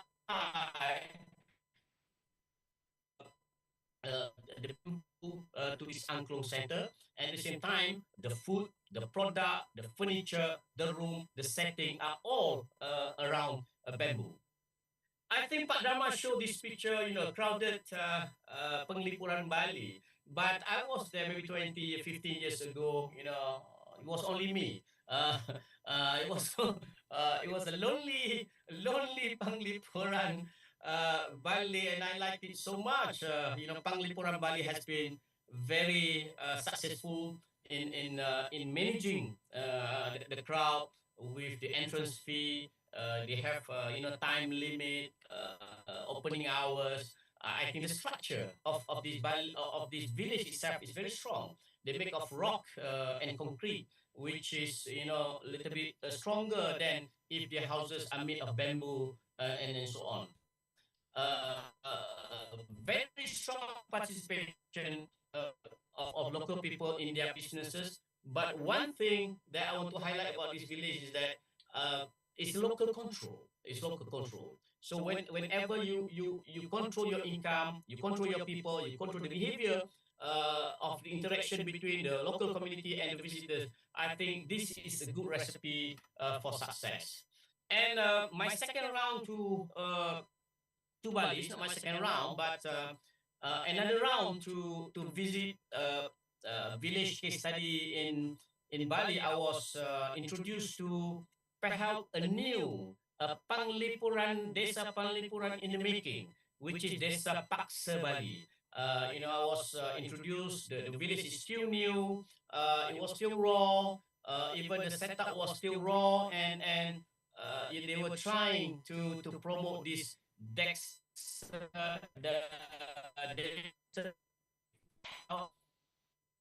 to Penglipuran. When Penglipuran get too crowded, I think Bali is now opening up one or two more villages to diverse, to spread the visitors who are interested to see Balinese village other than Penglipuran. One of my friend in Hat Yai, Prince Songkla University, Professor Parichat, which is in the picture with me, has been working passionately also with the local community. One project or one measure that Professor Parichat has been doing for the past 10 years is that bringing the farmers and their product into the city physically. And she contacted her best friend who owned a big shopping mall, 5-star shopping mall, and they negotiated, so they bring this local product into the compound of this shopping mall. And I think that is a superb idea when suddenly local produce being brought in the middle of the city, being brought into a 4-5-star setup and expand their market into the city. Some of you may know this lady, a friend. I'm sure Ulfan, you know this lady. I know her for so many years. Dr. Leah, I think she's now with UNIDO. The last time, it was last year when I met her, and she was passionate enough to talk about her project Manyale, supported by UNIDO, which is, I think, very interesting. If it's in time, the product into the city and sell it openly into the open market, I think Manyale go beyond that. Yeah, go beyond that. They brought in product from the village in Lombok, bring in expertise from Europe, designer, and help the local people to redesign, reproduce, repackage the product and enhance the value and put it in the marketplace, and also put that in the MyYele website for people to purchase. They negotiated with hotels across Lombok for them to use some of the product, and I think this is what regenerative tourism is all about. It's no longer tourists go into village, buy the local product cheaply, and the product also not in a good condition, not in good quality. Now, when you enhance the quality with the help of the local coordinator, designers from Europe, and all these, suddenly your product is as good as the global product. And I'm keen to know what Dr. Lia can update on this project, which I think it is a very, very useful model to follow. Every time I go to Vietnam with my family, my students, I always make sure that I bring them to this Mekong River Delta tour. Yeah, it's very cheap. It's about a few hours from Ho Chi Minh City, where people will take a van and later boat and later sampan to go through the mangrove and enjoy all the activities inside that one day tour. What can I conclude? My family and friends taking this kayak, they will say, "Hey, this is like behind our house, or just like our kampong or village. This is like, it's my home." And I say, yes, it's exactly what we have in Malaysia, but we never do anything about it. We take it for granted. We never appreciate it. We never turn it into an economic, revenue or avenue to generate income. But Vietnam has done wonder in this area. They use the river, they use the canal, they connected, they connect all the small villages where you stop at one small island, you eat there, and then they will prepare some, goodies, gula tarik, whatever they call it there, and then local sing. Then they introduce you to the local farm, how to open the coconut, for example, the bee farm, and so on, which is you say this is what we have in Indonesia, this is what we have in Malaysia, but over there you spend money to see what you already know about it, and then Vietnam use mass tourism in the eco setting. By reducing the price, sharing the income, with a big number of people, and well-connected, supported network, and so on. I think this is one good early sustainable model of community-based tourism across a big delta. So I'm almost reached my conclusion. I promise to speak perhaps within 20 minutes. And sustainable tourism, or even regenerative tourism, I think resilience is key. Yeah, resilient in terms of culture. We in the Asia, the Asian culture is normally much weaker than the Western culture. That's why whenever people from Europe come over to our side of the country, we are the one that change. They don't change. Yeah. We will wear T-shirt, Manchester United, Liverpool, and so on. They never wear Jakarta FC or whatever football club known to us. We are the one that wearing bikini, following them. Yeah, we are the one that changed in terms of how we greet. Hello, sir. Give me 5. That kind of thing. So resilient in culture is very important. How we sustain and strengthen our culture. In Japan, their culture is strong. The Chinese tourists go to Kyoto and wear kimono. We go to Seoul and wear hanbok and so on. We follow them. They don't follow. Resilient economy. Yeah, how we sustain our local economy without really impacted by the strong investment from the big company organization that come and perhaps eventually overtake and take over our destination. And lastly, it's about resilience in terms of environment. Our environment, I think Pangseripuran is a good example of resilient environment. They are very strong because of the nature of the village. Some villages are not as lucky as Panglipuran. They make of bamboo, like the one that can be found in many big balance, because I think that the temptation to change bamboo to a modern material, and one after another bamboo village will be gone. In Lake Toba, I think the design of the Batak Karo houses is diminishing, is losing from day to day, because of people attempting to change to a modern material, modern design, putting in air condition and so on. Regenerative tourism, ladies and gentlemen, demand greater commitment from all stakeholders, and this is my belief that for us to be sustainable, for us to be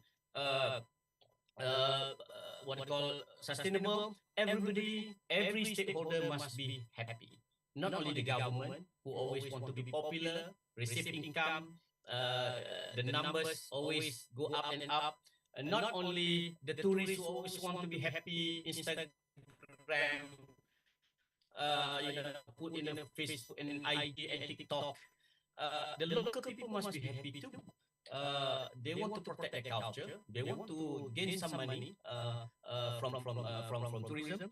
And at the same time, we want to protect the product. We want to conserve the product. We want them to be always unique and interesting.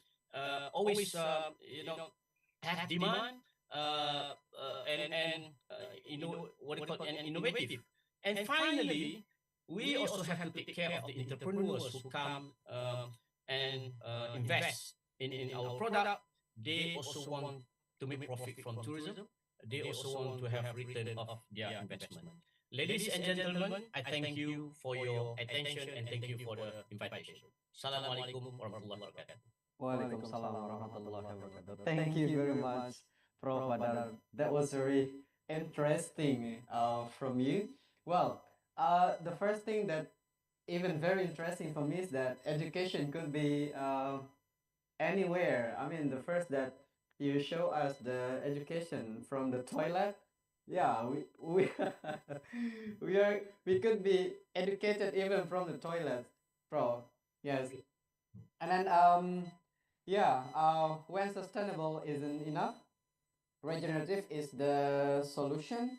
So many examples have been given in some places that they're doing the regenerative, and from those places that, as the example you shown us, that one attract my attention is that the product of Mainyale.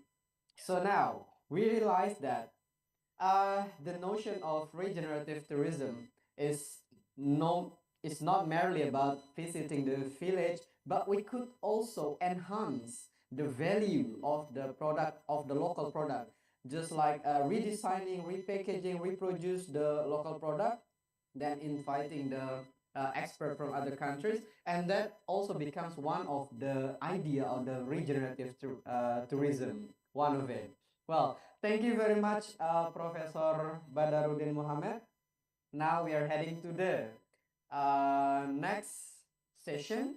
It's gonna be the discussion session. So we hope all the keynote speakers are still joining us. Okay. Now I'm going to read some questions already here in the chat box. The first question is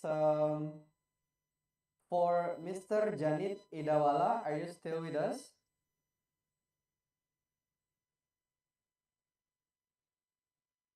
Hello, good morning.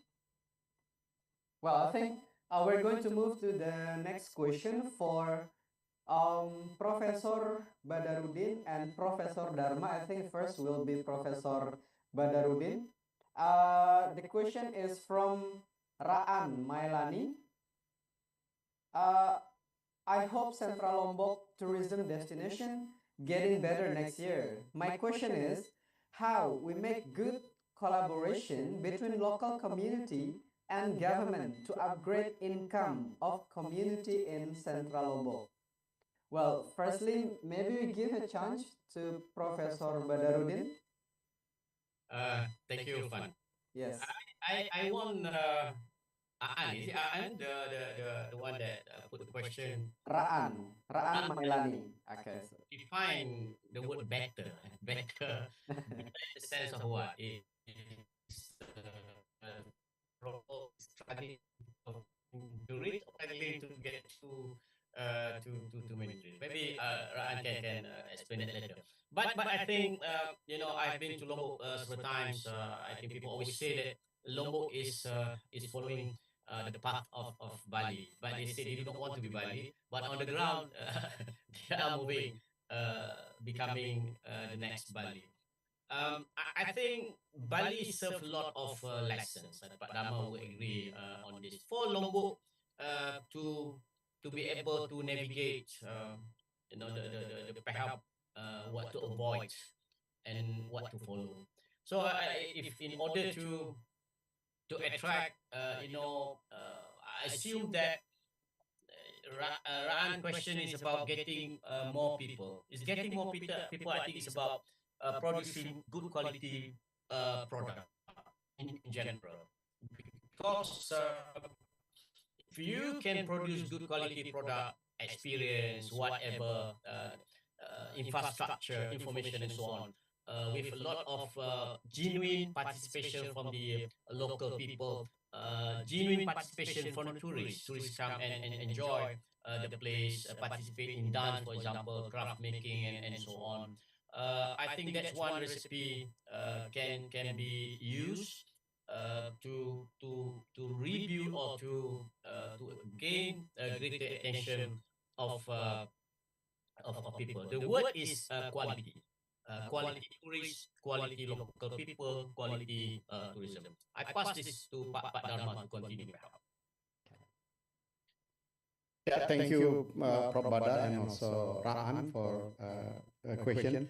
Whenever we ask about how to make a better income, we should first how to share a better job or burden or task.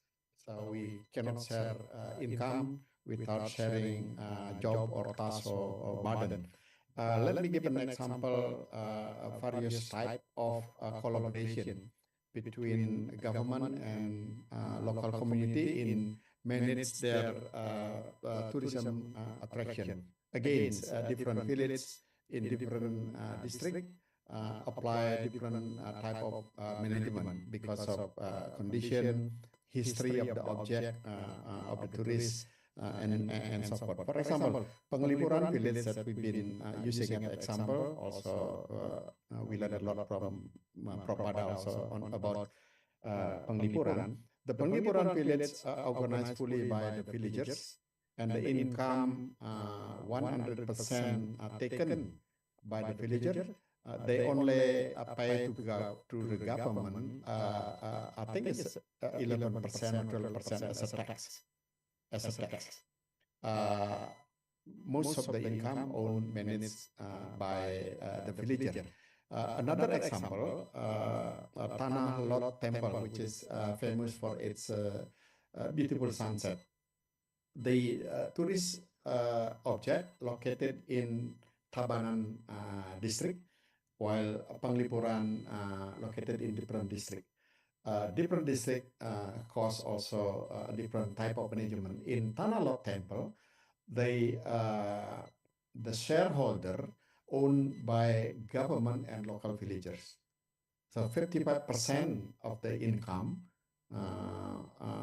taken by government and 45% by villagers, then divided into sub-share. For example, the temple itself has a right to has 7%, which is made based on the fact that the temple require a lot of money to maintain the temple, also to perform a temple festival regularly, which is not only time consuming but also money consuming. So this type of management perhaps can be studied and then apply in whatever type of combination that fit into the place that you ask for. So again, different tourist object, tourism periods should apply their own unique type of management. In that case, we assume that the management successfully manage the tourist attraction. People come to visit, they pay ticket, income come. Then there we can talk about how to share the income after at all sharing all the tasks, burden, and jobs. That's all, Ulfan. Well, thank you, Prof. Banda and Prof. Dharma. Well, the point is that there are two here. The first is quality product, and the second is good or unique management that should be applied. So firstly, Raan, you should find what is the unique strategy that could be applied there in your place. That's the point of the answer. Now, we're heading to the second question. As for Professor Dharma Putra, it's from Wahyu. And the question is, what effective strategies can be implemented to manage over-tourism in large tourist destinations, such as popular beaches like Maya Bay, where controlling visitor number is more complex compared to smaller scale village tourism, when this over-tourism can be happen even in the new destination? Well, the question is how to manage the over-tourism in the case of the smaller scale village. Yeah, thank you, Ulfan. This question also addressed to my colleague Prof. Bada. Well, I will answer it first, then Prof. Bada later. Again, every problem bring or hiding their solution. We cannot assume that the solution that applied in Maya Bay, in Kyoto, or in Venetia can fitly apply in a small kind of tourist village. So in order to solve the problem, I think steps in solving the problem might be start by identifying the problem, what caused the problem, and then identifying the human resources, identifying who can do what, and so forth. This is hard to give a kind of general the illness. Mostly village tourists having a problem in human resources. In that case, working together with academics, university, and government in order to empowerment local human resources is one way to do so. And other problem it has occurred, government are there, and also other stakeholders like tourism industry perhaps can also share their idea to solve the problem. So in general, that's all I can say. Perhaps Propada can give more kind of realistic and applicative way. Thank you. Can you hear me? Yes, sir. Yes, Prof. Thank you, Prof. Dharma, for giving me the opportunity to chip in. I just want to bring to a good example of the classic destination, pristine destination in Japan, which is Shirakawa Go, and also Kamikochi. Kamikochi, especially, is a location that is located in the Japanese Alps. It is protected by a tunnel that meaning that no cars can go through this tunnel at all unless you are electric. Then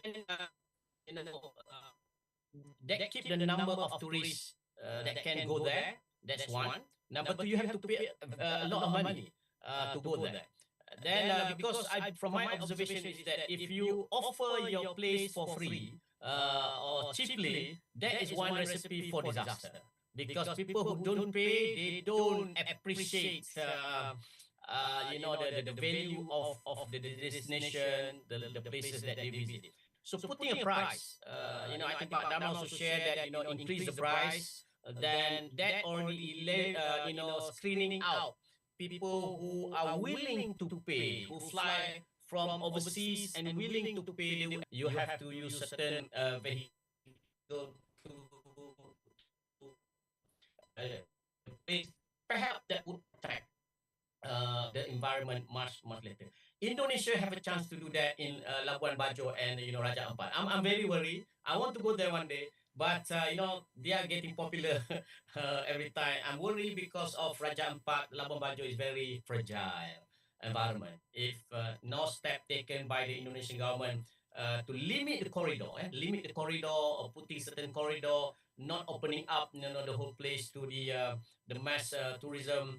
I think that is the future disaster in the making. That's from me. Well, thank you, Prof. I think the next question is actually for Mr.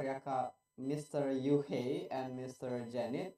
But since we are really sorry because they have a teaching schedule, so I think this question is still can be addressed to Professor Dharma and Professor Bada. The question is from Aulia Ramdhani. He is from Tete Batu, East Lombok. Maybe you have visited that place, Professor Dharma and Professor Bada.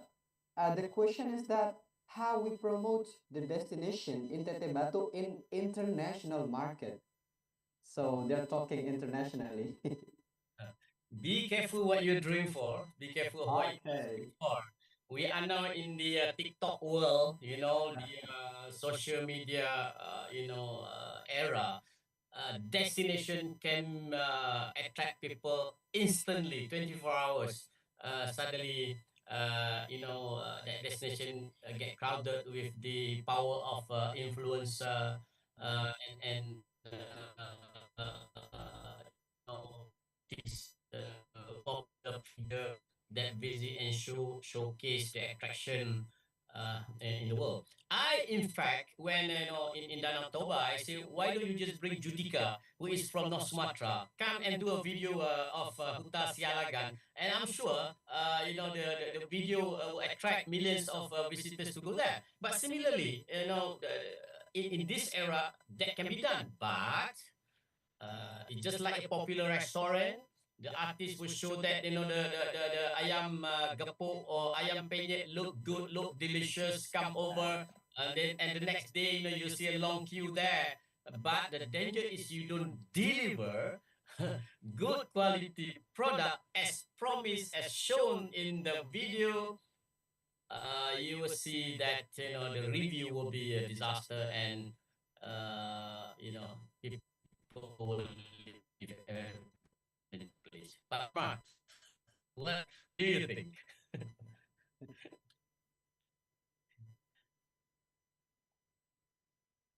Prof. Dharma? Yeah, I agree to what Prof. Bada has said. Promotion now seems something that can be done by others, not by us. I agree to Prof. Bada that the main thing that we need to concern on to our own tourist attraction is to make sure that the quality of the attraction and also the facility that needed by a visitor who come are also good and ready. Like committing suicide, if a tourist attraction become very popular, many people come, but there's no place for people to park their car, or there's no toilet. Toilet is very important, as Prof. Bada showed in his presentation, stressed by Ulfan. There is no toilet for a visitor. That will become a nightmare and another bad promotion, and will instantly, I like the word instantly, could stop people to come.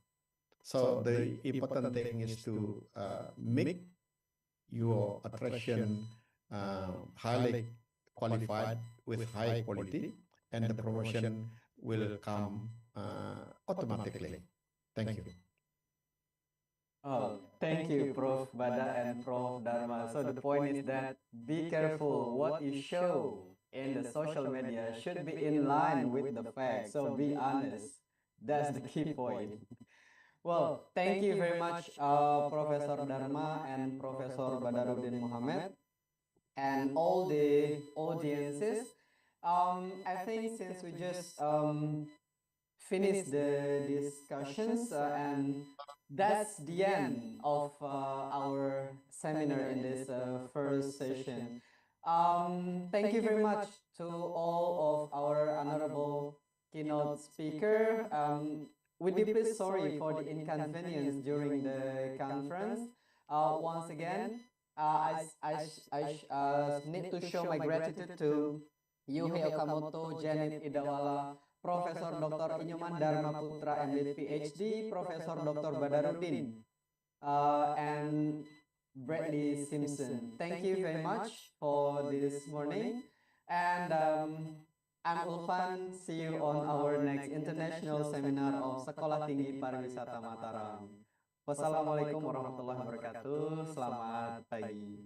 Waalaikumsalam warahmatullahi wabarakatuh.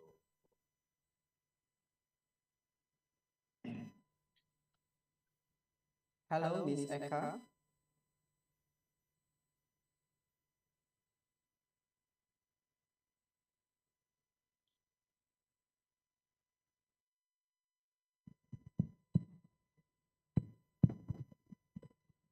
Well, thank you, Mr. Ulpan, to lead this session with such professionalism. Your guidance has helped us to gain a deeper understanding on the notion of the regenerative tourism.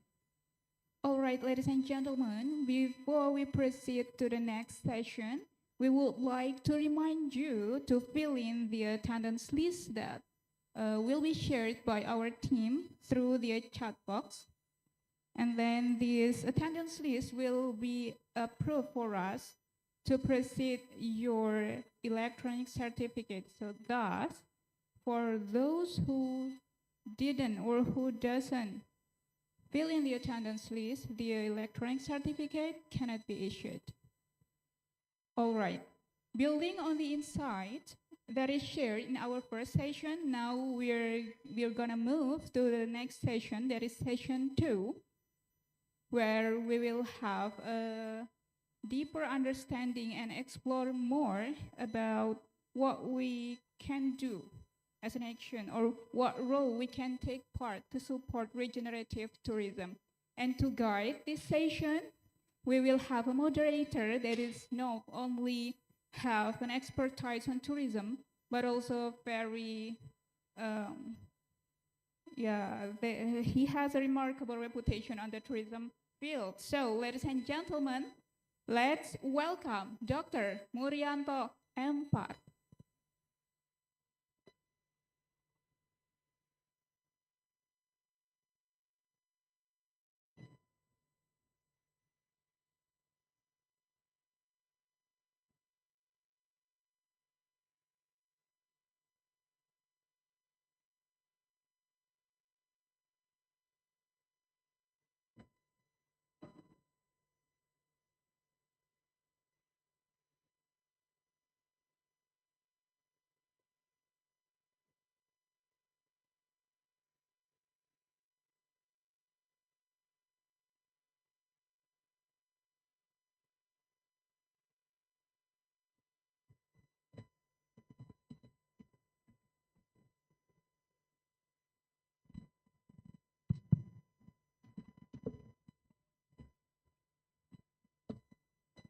Bismillahirrahmanirrahim.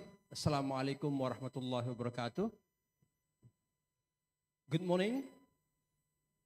Good morning, ladies and gentlemen. How are you today? I hope everybody happy, healthy, and success.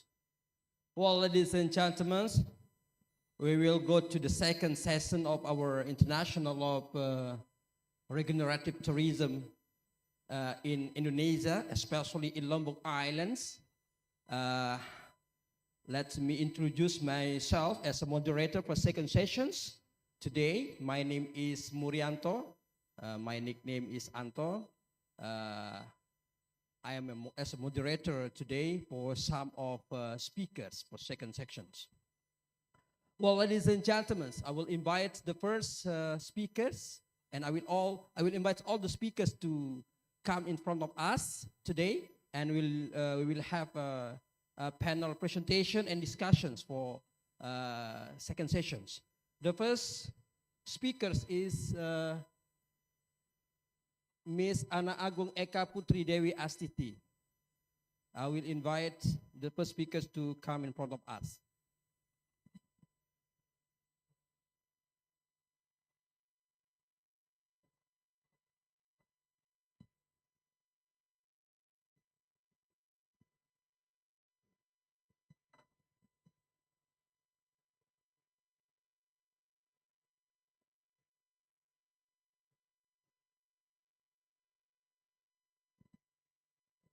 Welcome to our second sessions, Miss Ibu Eka. Yeah, we call Ibu Eka in Indonesia. Ibu Agung Eka, but the complete name is Ana Agung Eka Putri Dewi Astiti, MTR Par. Okay, the second speakers, I will invite Miss Sri Susanti, Dr. Sri Susanti Empar, Master of Tourism.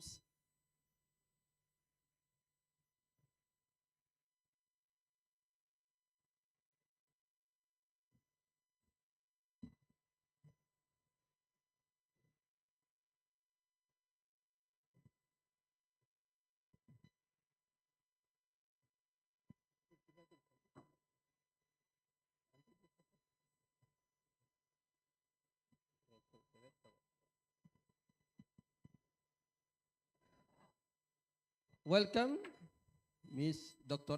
Dr. Sri Susanti Empar.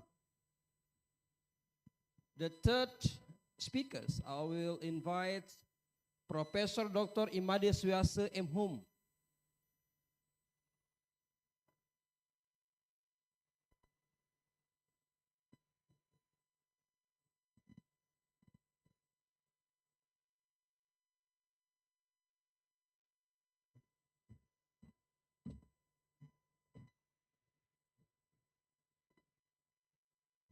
Welcome to the stage, Prof. And fourth, the last speakers for session 2, I will invite Mr. Dr. Andos Iputugede Empar to come in the front of us.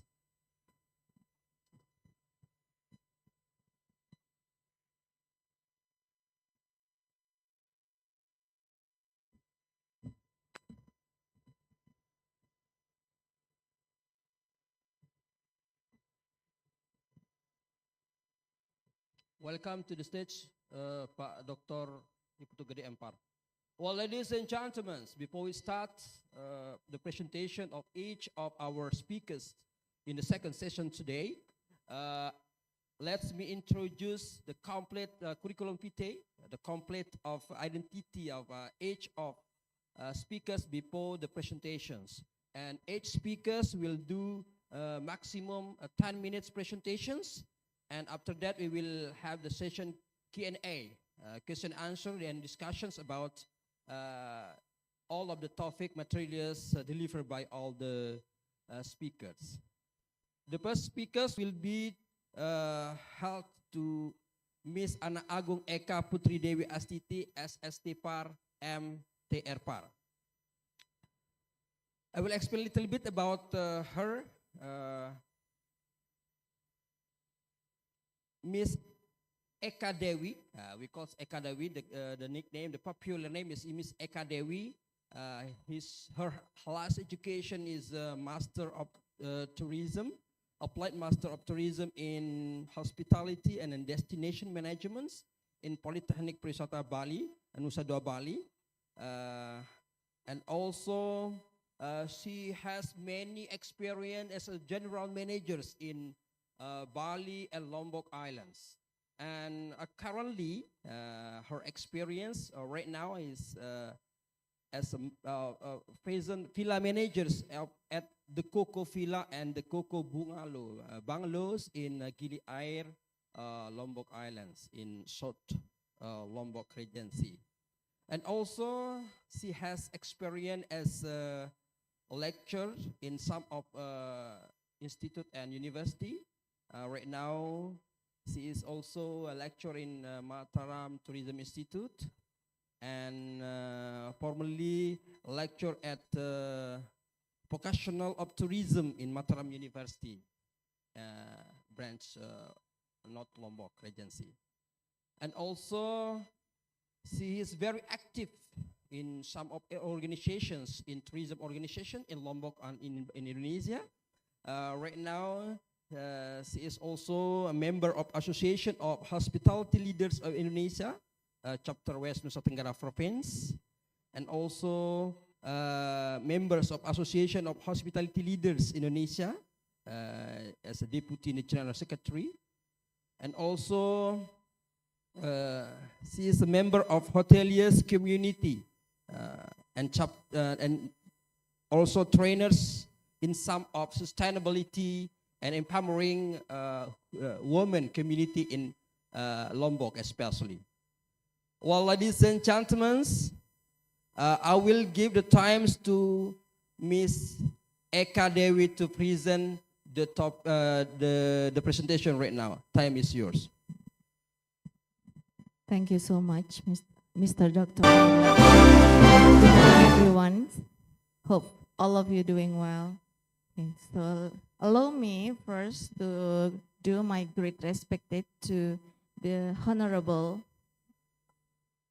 of Sekolah Tinggi Pariwisata Mataram or Mataram Tourism College, Mr. Dr. Halus Mandala M. Hum, and as well to the Honorable expert staff of the Ministry of Tourism and Creative Economy, Mr. Dr. Franciscus Severius Teguh M.A. as a keynote speaker, Mr. Bradley Simpson from University of Connecticut, and as well Mr. Professor Dr. Bararuddin Mohammed from University Science Malaysia, yes. And Mr. Yokkei Okamoto from Murdoch University, and all of the respected speakers today. It's really nice to meet all of you and all of the audience. It's a very honor for me on this special occasion as entrusted to be a speaker and entrusted to bring the topic with the transition towards the regenerative tourism. So our gathering today is not only discussing about tourism, but in my opinion, it's most importantly that about shaping the future of the tourism. So this is about the transition towards the regenerative tourism is both timely and very vital. Yeah. So that's why here, especially in Indonesia, we are very extraordinary natural beauty and as well a cultural enrich. So we have a very unique opportunity to lead this transition. So then, in this transition, a collaboration is the key. And the government, industry, academia, community, and tourism must work together. So then, let me to present some of the points of the presentation.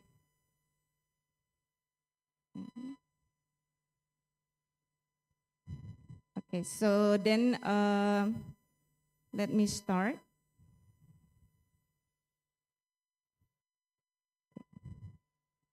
Please go to the next page. All right. So what is regenerative tourism? We talk a lot about Indonesia. We are talking a lot about sustainables, and then now we are facing a regenerative tourism. Of course, the regenerative is more than just sustainability. So it's beyond on sustainable, and it's beyond on minimizing the negative impacts minimizing the harms, and it's beyond on the sustainable. So it's regenerative. It aims to restore and strengthen the natural ecosystem and local cultures. So it's focused on the long-term positive impacts. So this is actually the points that we understand on the regenerative tourism. And the next page, please. Okay. So why we have to do a transition? Why just not stuck, or why just not end up at the sustainable? So we understand from the previous earlier keynote speakers, they talk a lot and very interesting topic. They explains already about the over-tourisms. There are a lot of challenges and threats that we can face to the future if we cannot save for the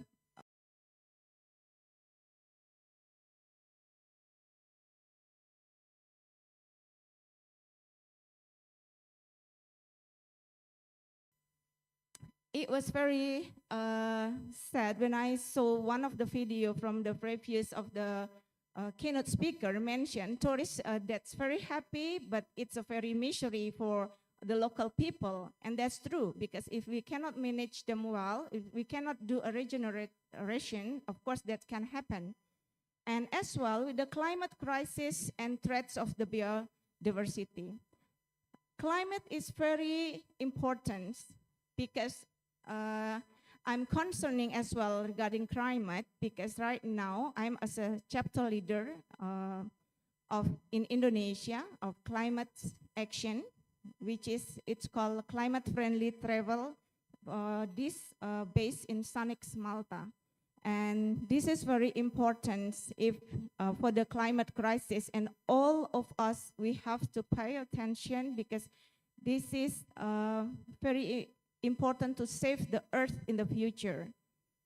And also why we have why must do transition. Another point is there is an equality of economic benefits for local communities, and tourist demands for more responsible travel.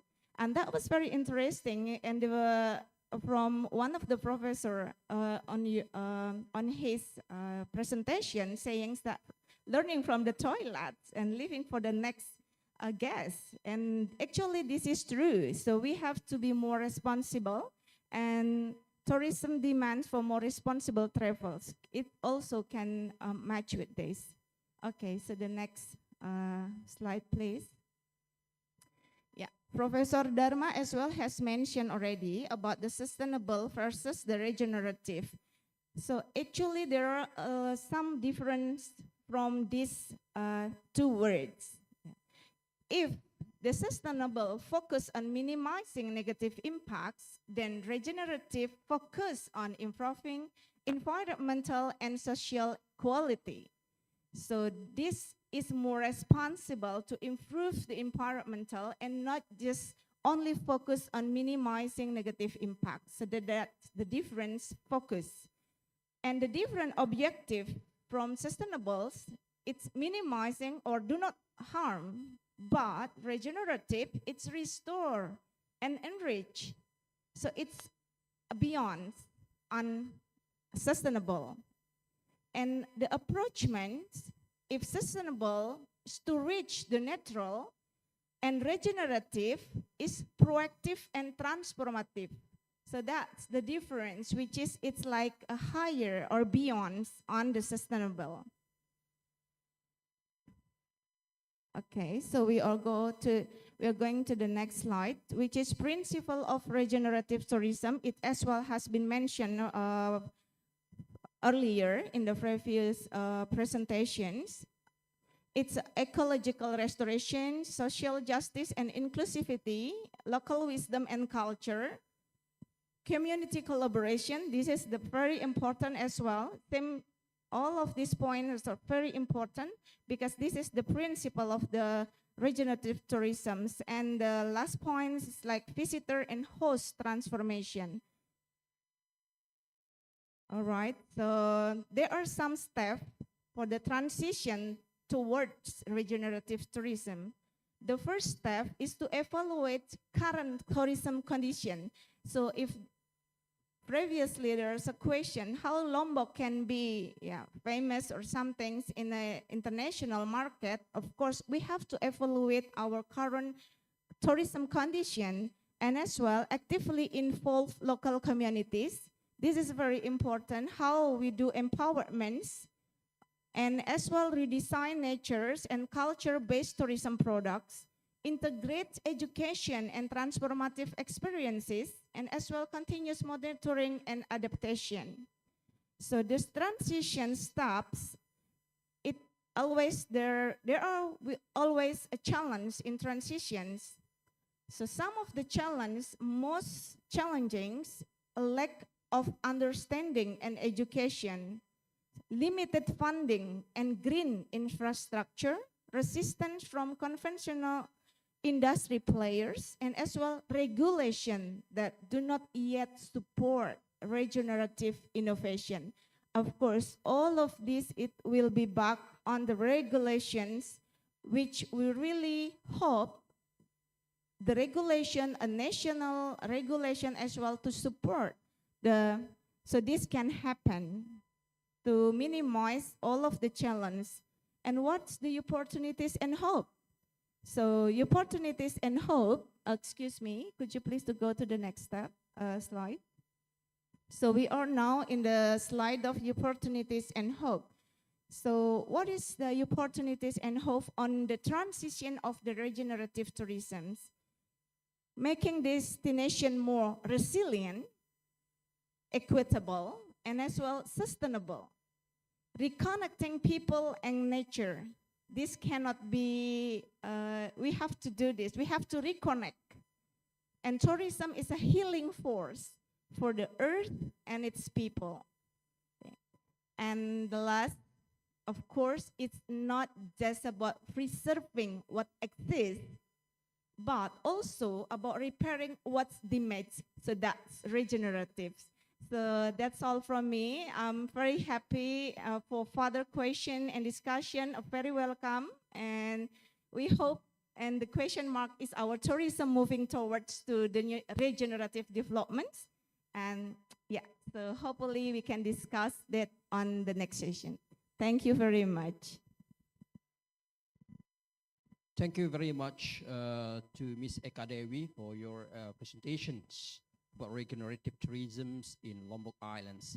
But based on her presentations, I make a summary. The first one is regenerative is related to sustainable tourism destinations in Indonesia, actually. And the second one is regenerative is have many challenges to community and destinations. And the third one is collaboration amongst many stakeholders is the key of success in regenerative of tourism. And we need transition to recovery tourism in culture and nature attractions. And the last one is we have to build regulations and infrastructure for local community and destinations. Well, ladies and gentlemen, please prepare your questions, which is in offline and online audience. And we will continue to do second speakers. Please give applause to the first speakers. Thank you. Well, ladies and gentlemen, we will go to the second speakers. Before we start, I would like to introduce her, Miss Dr. Sri Susanti St. Par Empar. Her last education is Doctor of Tourism in Udayana University. He was graduated in 2022, 3 years ago, in major of tourism planning, destinations management. And she is very popular in women of tourism in Lombok Island, especially in Lombok Islands, West Nusa Tenggara and Indonesia actually. She has many experience as a consultant in some of tourism destination in all around Indonesia. And in Lombok Island, also, she has, as a consultant, right now it's at PT Think Consultant Indonesia, is a founder until right now. And also, she did many of research and community service in Lombok Islands and in West Nusa Tenggara Province, actually, especially about tourism village in woman, empowering woman community. And she has also some awards. The first one is Australian Award for completion of Australian Award short course, Sustainable Tourism for Regional Growth 2, Indonesia, 2016. And Satya Lancana Karya Satya, 10 years, 2017. And Australia Grants Alumni Scheme, 2021. Well, ladies and gentlemen, I think we still have many of awards from Mrs. Susanti, but we will continue to the presentation and we do give her question after that. Time is yours. Assalamualaikum warahmatullahi wabarakatuh. Good morning, all the speakers and the fellow participants. It is an honor for me to stand before you today at this international seminar on regenerative tourism. And then my discussion will be focused on restorative tourism strategies in Mount Rinjani National Park, safeguarding the UNESCO Global Geopark for environmental and community sustainability. As we know, everybody, Mount Rinjani now is not only a natural wonder, but also a cultural and spiritual landmark for the people of Lombok, Bali, and other people in Indonesia. And then since it is recognition as a UNESCO Global Geopark, it has created a global responsibility to preserve the mountain. It is ecological integrity, cultural heritage, and community livelihoods. However, like many protected areas in the world, it is also faces many challenges, ranging from ecological degradations, waste management, and forest fires, to the pressure of mass tourism in Indonesia, especially in Lombok. So, through the lens of restorative tourism, we aim to explore the strategies that go beyond sustainability in Gunung Rinjani or Rinjani National Park. And then today, I will give some approach emphasis 3 key principles. The first about the healing natures. The second is reviving the culture and the empowering the communities. Would you like to show me the first slide, please? Mount Rinjani National Park, as I give you the explanation before, in the process of revitalizations in these years, to be the UNESCO Global Geopark again. It is very crucial, I think, to maintaining its global status, and then to become a leading destination for Nusa Tenggara Barat province and in Indonesia. So now I would like to show you about the concept of restorative in my slide.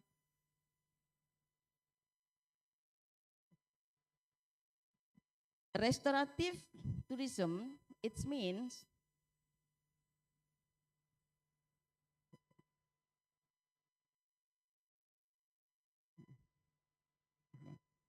ecological restorations, cultural revitalizations, and community well-being. So, restorative is really different from the sustainable tourism. Sustainable tourism is only try to empowering us or to tell us how to protect the ecological, cultural, economy, and governance. But in restorative tourism, we are not only preserving that area, but also repairing the damage. I think it is the point. And then what is the issues in Taman Nasional Gunung Rinjani? The strategic issues is the first, environment. We can see the comments, all the climbers in Taman Nasional Gunung Rinjani, you can find more threats from the climbers. The tourist pressure damage to the lake ecosystem in Segara Anak, the erosions about the fires, and in the social culturals, Sasak Balinese traditional rituals have not been fully integrated into a tourism narrative. And in economy side, while most of the benefits of tourism are enjoyed by large operators, and they are not from the locals, but they are from other Sembalun, Senaru, and Torrens. Local communities are not yet optimally benefited. And then the strategic issues, others, is a governance. Multi-stakeholders coordination is still limited. And then now we move to the restorative strategy in ecology based on the strategic issues. About the ecology, restorative strategies, the first is climber quote restrictions. I mean, we have to make a carrying capacities strategies in all the climber quote restrictions in Taman Nasional Gunung Rinjani. And then the last one is how to make the zero waste hiking program. I think it is possible for us to make about the zero waste hiking program to every kilometers in Taman Nasional Gunung Rinjani. Forest rehabilitation, do the edu-tourism conservation to the tourists engaged in restoration activities. The next strategy, we are facing to the social cultural restorative strategy. We have to make the integrations of Sasak traditional values in tourism. For example, in ceremonies, in a folk, in a storytelling, in a brochure, or in social media, to make the preservation of restorative strategy in social cultures in Taman Nasional Gunung Rinjani. And then the next is a restorative cultures festival around Mount Rinjani. We can do many festivals based on the day life of Senaru and Sembalun society around the mountain. And then we can do the educated tourists about the local wisdom. Okay. Now we're talking about the storytellings, about the knowledge, about the way of life of the society around the mountain. And then the last restorative strategy is to make the documentation and digital promotion specials about the cultural heritage. And then the third restorative strategy in economy, the first, we can do the community-based tourism or CBT models for local porters, guide, homestays, and the other small enterprise in Sembalun, Senaru, or in Chorean. And then prioritizing the local micro, small, and medium enterprise in the tourism supply chains. We can do many things there. And then the tourism profit schemes should have making a portion is allocated to the nature restorations. It's not only for the industries, but also for the community. And then the last one is make a fair tourism business certification. It's very important to make sure that all the stakeholders, all the staff in Rinjani Mountain has a good knowledge and skills about the business in tourism. And then the restorative strategy in a governance, we can make a pentahelix collaborations. It's between the governments, Dinas Pariwisata, the Minister of Tourism, and then the academic, for example, Sekolah Tinggi Pariwisata Mataram, UNRAM, Poltek Par Lombok, UIN Mataram, or other vocational college. And then between the business actors, for example, the restaurants, the homestay, the accommodations, and then tours and travel, the spa or other recreations facilities. And then the last one, we can make a good collaboration with the communities and the media. And then other restorative strategy, it can be, we make a smart monitoring system. It's about the number of visitors, the forest condition, and the waste management. Okay, we can ask all the pentahelix collaboration for making the smart monitoring systems. And then the third one is make zoning regulations, and also we give the punishments for the environmental violators. And then if we find the pentahelix make good things, we can promote them as a good promotion for make the restorative strategy. And then the last one is make a transparency of Taman Nasional Gunung Rinjani tourism revenue. I think it is very critical issues, but we have to do that. Okay, now we go to the implementation recommendations. What we can do according to the base issues and restorative strategies, I can give the implementation recommendation the first. The Taman Nasional Gunung Rinjani should make a preparation of the restorative master plan for all the Taman Nasional Gunung Rinjani. Okay, if you know that they already have the master plan, but this is special for the restorative master plan. Okay, not for the sustainability of the Taman Nasional Gunung Rinjani, but we are talking now about the restorative tourism there. And then the second one is how to make the development of restorations educational tourism programs. For example, we can ask all the climbers for tree plantings, and then for doing the mountain cleaning, ask all the society for keeping the nature preserved, especially for the educational tourism programs. And then the third one is how we empowering the local community because they are as key actors in tourism. The next one is integrating the Taman Nasional Gunung Rinjani or Rinjani National Park into the Lombok restorative branding. Okay. We can discuss later how to make the restorative branding for Taman Nasional Gunung Rinjani, or the audience have an idea, you can share to us later. And then the last one, make the research collaboration with international universities and NGO.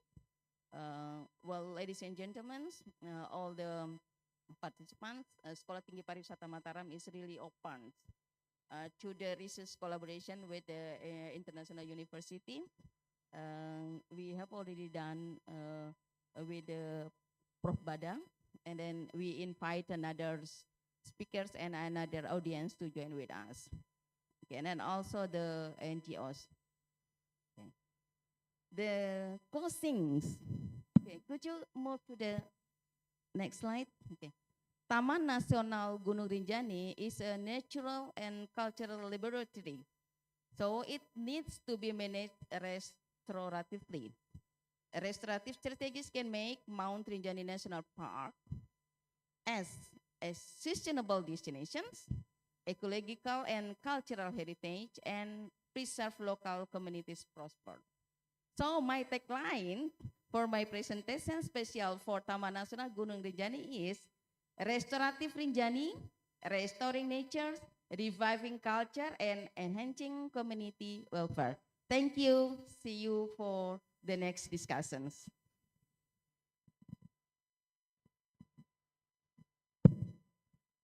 Well, thank you very much to Ms. Dr. Sri Susanti Empar. Your presentation is very powerful, yeah? Energy is, your positive energy, we feel very, very good. Well, ladies and gentlemen, give applause to Dr. Sri Susanti Empar.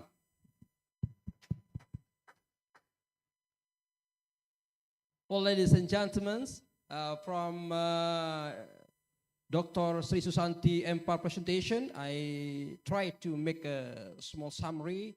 The first one is Rinjani is our icon of our destination in Indonesia. It's nature and cultural attractions. The second one is collaboration with many stakeholders. It's a very, very useful importance between academic, also governments, local people, and etc. And also the third one is we have to make branding, advertising, and selling collaborations with the business tourism actors in Indonesia, because Rinjani needs more people to promote, to take care Rinjani destinations. The fourth is regulation. For regulation is very important for Rinjani managements, for visitor tourists, for visitor and tourists, local, domestic and international. And the last one is we need master plan for sustainable of Rinjani destinations. For example, we give empowering local people and tourists to save and clean Rinjani, because Rinjani is very popular. Many people trek right now, and I think we have to do together to save and clean Rinjani. Well, ladies and gentlemen, once more, thank you very much to Ms. Sri Susanti, Dr. Sri Susanti Empar. The third speakers is Professor Dr. Imade Syuasa Mhum. Before this, he start the presentation, I would like to introduce him. Mr. Professor Imade Syuasa Mhum.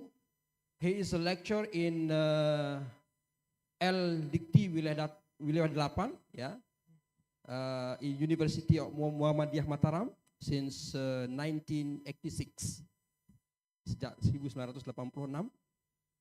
And he is very concerned and joined with sub-organization of literature and art and literature and science.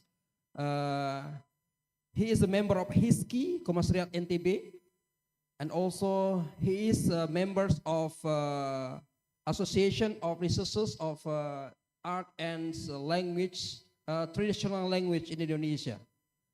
Besides that, Mr. Professor Imade Syuasa Mhum also have many books. For example, the first one is about literature in tourism, sastra pariwisata.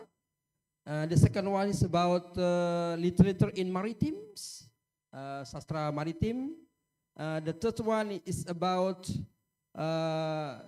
literature in humaniora digital, humaniora literatures, yeah, sastra humaniora digital.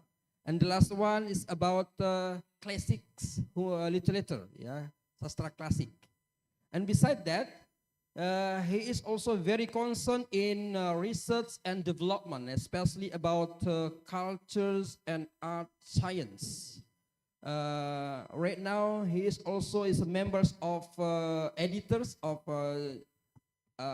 article hospitality, journal hospitality in STP Mataram, and also he did many of community service kepada masyarakat in many village of Lombok and Sumbawa about culture as a tourism attractions.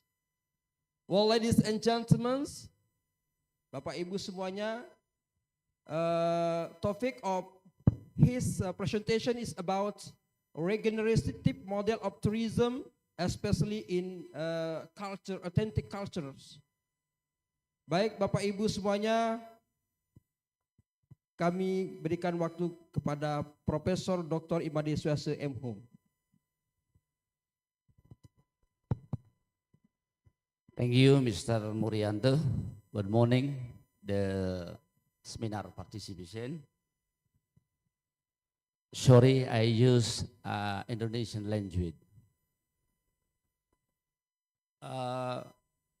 Tema yang saya tampilkan pada seminar hari ini adalah tentang dekolonisasi perjalanan model pariwisata regeneratif untuk reklamasi budaya autentik. Ini sejalan dengan apa yang menjadi konsentrasi saya di bidang budaya. Karena melihat bahwa budaya ini tidak bisa dipisahkan dari perjalanan pariwisata. Karena budayalah yang paling unik di antara sekian daya tarik wisata yang ada. Kita tahu bahwa selama ini bahwa budaya itu menjadi sebuah daya tarik, terutama budaya yang berkaitan dengan sumber daya manusia yang ada di dalamnya. Nah, saya mencoba melihat dari sisi yang pertama itu ada satu kalimat yang coba kita paparkan dalam hal ini. Berikutnya. Bagaimana jika pariwisata bukan tentang mengunjungi suatu tempat, tetapi tentang berpartisipasi dalam penyembuhan.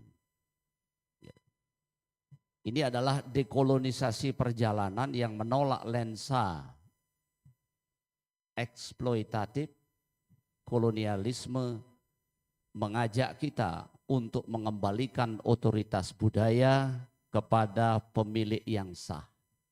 Sambil kita meregenerasi jiwa atau taksu dari tempat-tempat yang kita cintai sebagai daya tarik wisata. Next.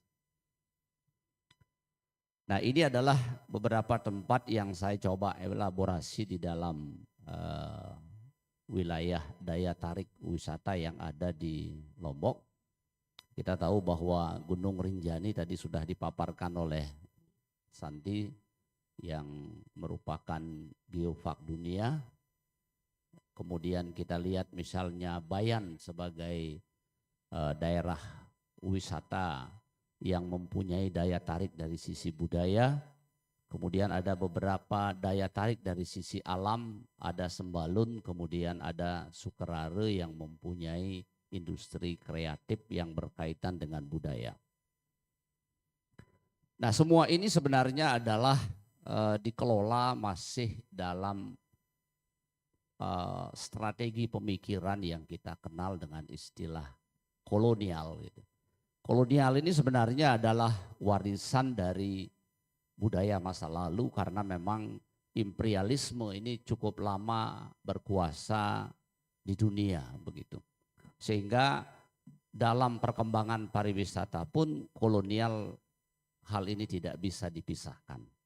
Nah, ini yang saya coba untuk mengajak Bapak Ibu sekalian untuk berpikir bahwa bagaimana kita melakukan dekolonisasi dalam pariwisata.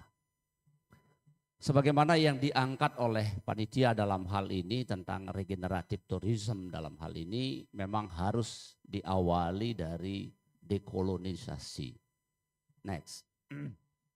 Nah, ini saya coba lihat dari sisi pariwisata yang sering dilihat sebagai sebuah kekuatan perdamaian namun masih menyimpan struktur kolonial yang mengeksploitasi budaya, alam, dan juga manusia. Dekolonisasi perjalanan ini bertujuan untuk membongkar ketidakadilan. Karena di dalam sendiri sebenarnya adalah kolonisasi itu masih terjadi di mana-mana. Baik itu kolonisasi terhadap budaya, alam, termasuk juga manusia sebagai pelaku-pelaku budaya. Nah, melalui model pariwisata regeneratif kita mendukung untuk pemulihan pemberdayaan kedaulatan budaya masyarakat lokal. Nah, berikutnya yang kita lihat adalah bahwa dari konsep dekolonisasi ya perjalanan ini pada intinya bahwa dekolonisasi perjalanan ini adalah suatu fondasi filosofis yang sementara di dalam pariwisata regeneratif adalah sebagai suatu kerangka kerja otoritas. Nah, di mana kerangka kerja otoritas yang praktis yang dilakukan oleh pariwisata regeneratif dalam hal ini adalah operasional untuk mewujudkan dari filosofi yang ada di dalam dekolonisasi itu sendiri. Jadi karena itu keduanya ini berjuang untuk mengoreksi ketimpangan masa lalu yang membangun masa depan yang lebih adil dan berkelanjutan dalam industri pariwisata. Next. Nah, ini kita lihat definisi dan tujuan dari dekolonisasi ini sebenarnya apa? Dekolonisasi perjalanan ini sebenarnya adalah satu pendekatan yang bisa kita gunakan di dalam pemulihan pariwisata. Yakni pendekatan kritis dan praktis untuk menghapus struktur kolonial dalam pariwisata yang mengeksploitasi budaya dan masyarakat. Baik itu masyarakat yang ada di destinasi itu sendiri maupun masyarakat yang ada di sekitarnya. Nah, tujuan utamanya tidak lain adalah untuk mengembalikan kedaulatan dari masyarakat itu sendiri, masyarakat lokal, atas narasi, ekonomi, dan budaya. Termasuk juga di dalamnya nanti ada yang kita sebut dengan istilah relasi kuasa. Nah, model regeneratif ini sebenarnya digunakan untuk merestorasi dan memberdayakan, bukan hanya untuk melestarikan secara statis. Nah, ini saya ambilkan beberapa gambar. Nah, ini kita menjadi berpikir dibuatnya. Apakah misalnya kehadiran motor GP di Lombok ini adalah sebagai bagian dari sebuah kolonisasi? Gitu. Nah, ini perlu menjadi pertanyaan-pertanyaan panjang yang mesti harus kita lihat. Ya. Kalau kita melihat misalnya Gunung Rinjani misalnya, sampai Agustus 2025, justru Gunung Rinjani itu tingkat pendapatannya adalah 22,5 miliar. Itu versi Kompasiana itu. Ya. Nah, jadi kalau kita melihat nanti berapa yang akan digunakan untuk pemulihan Gunung Rinjani. Karena banyak sekali terjadi kasus-kasus atau terjadi hal-hal yang muncul di dalam kegiatan-kegiatan pendakian Gunung Rinjani. Hal ini sebenarnya adalah di dalam konsep dekolonisasi ini sebenarnya adalah bagaimana kita bisa memulihkan ya destinasi-destinasi yang terlalu lama dieksploitasi. Apakah itu alam, apakah itu misalnya manusianya juga dieksploitasi, terutama dari segi pola berpikir yang terbangun selama ini di dalam wilayah-wilayah atau destinasi-destinasi pariwisata. Nah, kalau kita melihat misalnya bahwa bagaimana hubungan antara dekolonisasi dengan sebagai jalan menuju regeneratif. Nah, hubungan ini sebenarnya adalah bersifat simbiosis ya dan hierarkis. Jadi pariwisata regeneratif ini hampir mustahil bisa tercapai tanpa terjadi terlebih dahulu dekolonisasi itu sendiri. Saya anggap bahwa regeneratif itu akan bisa jalan dengan baik atau regeneratif tourism itu akan bisa kita jalankan dengan baik kalau itu diawali dengan yang namanya dekolonisasi. Gitu. Jadi sesuatu yang sifatnya adalah simbiosis pada keduanya. Nah, ini seperti contoh yang saya kemukakan, misalnya ada kerbau yang bersimbiosis misalnya dengan burung, ya kemudian pohon atau misalnya yang berbunga bersimbiosis dengan kupu-kupu atau lebah misalnya dalam hal ini, karena tidak mungkin ya istilahnya dia akan bisa menghasilkan buah atau menghasilkan yang lain-lain kalau misalnya tidak ada serangga yang membantunya. Aduh. Nah, begitu juga misalnya kutu yang ada di kerbau barangkali akan sulit untuk bisa keluar kalau seandainya tidak dibantu oleh burung itu sendiri. Nah, ini adalah bentuk simbiosis. Gitu. Nah, kalau kita melihat misalnya di dekolonisasi perjalanan dengan pariwisata regeneratif, ini ada beberapa hal yang perlu kita lihat. Ya. Nah, next Pak, berikutnya. Yang kita lihat misalnya di sini, ya. Di kolonisasi perjalanan dengan pariwisata regeneratif. Dari segi kepemilikan dan kendali, ini harus mengakui tentang ketimpangan kekuasaan yang terjadi di dalam pariwisata kita. Ya. Kemudian bagaimana kalau seandainya misalnya pariwisata regeneratif itu dijalankan, yakni dengan mendesain model bisnis yang justru memastikan kepemilikan dari masyarakat lokal dalam hal ini. Apakah itu dalam bentuk koperasi misalnya, ataukah misalnya usaha-usaha milik masyarakat. Ini kalau kita lihat dari sisi kepemimpinan, aspek kepemimpinan. Dari aspek narasi misalnya dan representasi, ini mempertanyakan misalnya siapa yang berhak untuk bercerita tentang satu destinasi. Itu.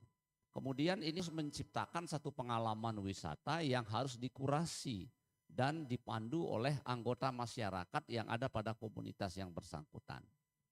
Misalnya pada aspek distribusi dan manfaat.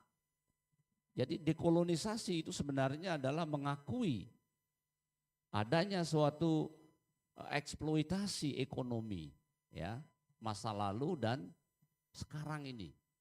Nah, lalu dalam pariwisata regeneratif itu sebenarnya adalah bagaimana kita bisa membangun satu mekanisme untuk memanfaatkan ya uang itu agar tetap berputar ada di dalam ekonomi pada destinasi yang bersangkutan. Pada aspek hubungan dengan alam, ini mempelajari kembali tentang kearifan lokal, ya, kearifan ekologis yang ada di destinasi yang bersangkutan. Misalnya pada desa wisata misalnya. Nah, jadi dalam realisasinya pada pariwisata regeneratif ini adalah melibatkan komunitas lokal dalam proyek untuk konservasi dan regeneratif alam yang didasarkan pada pengetahuan tradisional masyarakat yang bersangkutan. Saya kira inilah lompatan yang mesti harus dilakukan oleh pariwisata regeneratif. Nah, kemudian pada aspek peran wisatawan. Peran wisatawan ini adalah kita harus mengubah mindset bahwa wisatawan dari konsumen itu kemudian konsumen yang pasif, kemudian dia menjadi pelajar yang aktif dan tamu yang menghormati kearifan-kearifan lokal. Nah, ini kan di dalam dekolonisasi ini harus kita mengubah mindset seperti itu. Yakni dengan cara di dalam pariwisata regeneratif itu adalah merancang satu perjalanan yang mendorong wisatawan untuk lebih banyak terlibat. Ya. Jadi di dalam mereka belajar. Karena wisatawan itu bukan semata-mata sebagai konsumen dalam hal ini, tetapi dia juga harus bertindak untuk bisa menjadikan bahwa tempat itu adalah tempat yang justru bisa memberikan kontribusi atas kehadiran wisatawan. Jadi contoh seperti yang disampaikan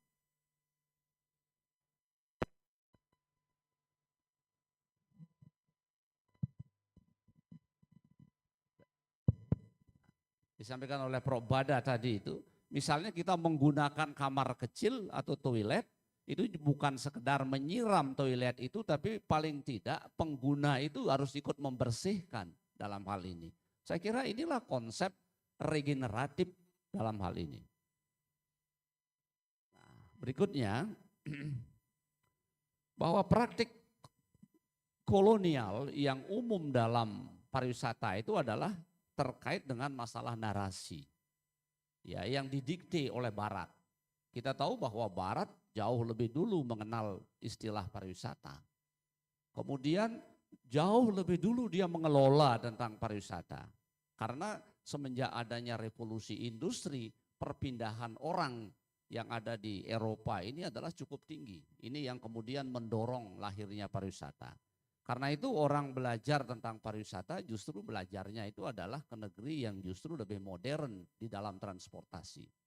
Padahal kita di Indonesia kalau berdasarkan pada sejarah perkembangan, itu sebenarnya bahwa pariwisata Indonesia ini sejak zaman Majapahit sudah ada perpindahan. Kalau kita menggunakan konsep pariwisata itu adalah perpindahan dari satu tempat ke tempat lain yang sifatnya adalah sementara. Ini sudah terjadi dalam zaman Majapahit, sudah terjadi ketika misalnya raja-raja dan para pejabat tinggi kerajaan itu kemudian dia melakukan perjalanan. Itu bisa sampai berbulan-bulan perjalanan yang dilakukan. Ini kan sebagai salah satu bentuk pariwisata, tetapi kita tidak menyebut itu adalah pariwisata gitu. Tetapi kan konsep pariwisata itu sebenarnya sudah ada sejak zaman itu. Nah kemudian misalnya dalam praktik koloni, ya dalam kolonial ini adalah eksotifikasi dan eksploitasi. Nah ini di mana untuk mengubah budaya lokal, tradisi bahkan manusia ini menjadi komoditi, ya, atau objek tontonan. Nah ini kan kita bisa belajar dari Bali, banyak sekali masyarakat kita yang justru di Bali menjadi objek tontonan dari. Ini prosesnya sangat lama. Kita lihat misalnya para seniman-seniman yang ada di Bali sekitar tahun 80-an itu masih untuk melakukan pertunjukan dia harus naik truk misalnya. Itu karena memang pengabdi-pengabdi seni di Bali itu adalah dia melakukan pengabdian. Artinya tidak dibayar pun tidak apa-apa karena memang mereka senang melakukannya. Itulah sebagai bentuk pengabdian mereka terhadap seni. Nah, hal ini sebenarnya adalah tidak menyadari bahwa mereka ini sedang dieksploitasi dari sisi budaya begitu. Nah, kemudian juga terjadi ketimpangan ekonomi. Ini ketimpangan ekonomi ini sangat nyata sampai hari ini juga ada. Ketimpangan ekonomi itu adalah sebagai bentuk koloni, gitu, kolonial itu. Contoh saja misalnya, masa orang yang ngurus rencar itu misalnya bisa orang asing, jadi tukang foto misalnya orang asing, jadi sehingga orang lokal ini tidak banyak terlibat jadinya. Seperti misalnya yang pernah terjadi kasus di Bali misalnya dalam dunia pariwisata misalnya. Mulai dari penerbangan dari Tiongkok sampai di Bali menggunakan pesawat Tiongkok. Kemudian begitu dia sampai di bandara kemudian menggunakan bis angkutan itu adalah juga milik orang Tiongkok. Kemudian masuk hotel juga sama, sampai restoran, ya, sampai dengan guide, ya, sampai dengan souvenir, tempat untuk membeli souvenir. Nah ini kan menunjukkan bahwa apa yang terjadi di dalam pariwisata kita ini sebenarnya adalah juga terjadi dalam masa sekarang ini terjadi satu pariwisata yang masih merupakan peninggalan dari kolonial gitu. Nah ini kan contoh-contoh yang bisa kita lihat dari sisi ekonomi di mana banyak sumber-sumber ekonomi yang mendukung pariwisata itu justru dikuasai dan dipraktikkan dengan cara-cara kolonial gitu. Nah hal inilah yang sebenarnya menjadi bidikan bagi regeneratif tourism itu sendiri. Jadi proses yang harus kita lalui adalah melalui proses dekolonisasi dulu, baru kemudian kita bisa melakukan apa yang kita sebut sebagai regeneratif tourism itu sendiri. Nah dominasi bahasa misalnya, nah dominasi bahasa dalam hal ini adalah harus menggunakan bahasa Inggris. Karena itu orang pariwisata harus bisa berbahasa Inggris. Kita punya bahasa Indonesia, sekarang sudah diakui sebagai bahasa internasional. Ya, kemudian waktu ini HISKI mengadakan salah satu asosiasi itu mengadakan seminar internasional berbahasa Indonesia. Kita mengundang pembicara dari luar yang bisa berbahasa Indonesia. Gitu. Itu artinya apa? Bagaimana orang luar bisa menggunakan bahasa Indonesia karena bahasa Indonesia sudah diakui sebagai bahasa dunia gitu. Jadi bukan berdalih karena saya tidak bisa bahasa Inggris. Ya, saya akui bahwa ini adalah sebuah apologi. Ya, banyak di antara kita yang belum menguasai bahasa Inggris. Itu alasannya kan macam-macam gitu. Jadi artinya bahwa selama ini pariwisata masih didominasi oleh bahasa Inggris dalam hal ini dan bahasa-bahasa yang lain. Berikutnya, ya next. Nah ini adalah juga bentuk eksploitasi kita lihat. Tahun 1930-an ini sebenarnya sudah terjadi eksploitasi. Bagaimana Polok itu justru, ya Nipolok itu justru dieksploitasi oleh Lemayur misalnya. Ya, kemudian dia dijadikan istri padahal Lemayur itu punya rencana hanya dia tinggal selama 8 bulan di Bali, tapi justru dia memperpanjang masa tinggalnya karena dia menikah dengan Nipolo. Kemudian karena Lemayur adalah sebagai seorang pelukis, lalu Lemayur kemudian akhirnya melukis Nipolo dan dijual kemana-mana. Bukankah ini adalah bentuk eksploitasi? Dia disuruh menari, dia disuruh setengah telanjang misalnya untuk dilukis oleh suaminya sendiri. Begitu juga misalnya pada Walter Spies. Ya, Walter Spies orang yang hidup lama di Ubud gitu misalnya. Dia juga seorang pelukis yang justru melukis kemana-mana, kemudian Bali seolah-olah dieksploitasi dari segi alam, dari segi manusianya itu dijadikan lukisan kemudian untuk dijual yang lukisannya begitu mahal. Bukankah ini juga sebagai bentuk eksploitasi gitu.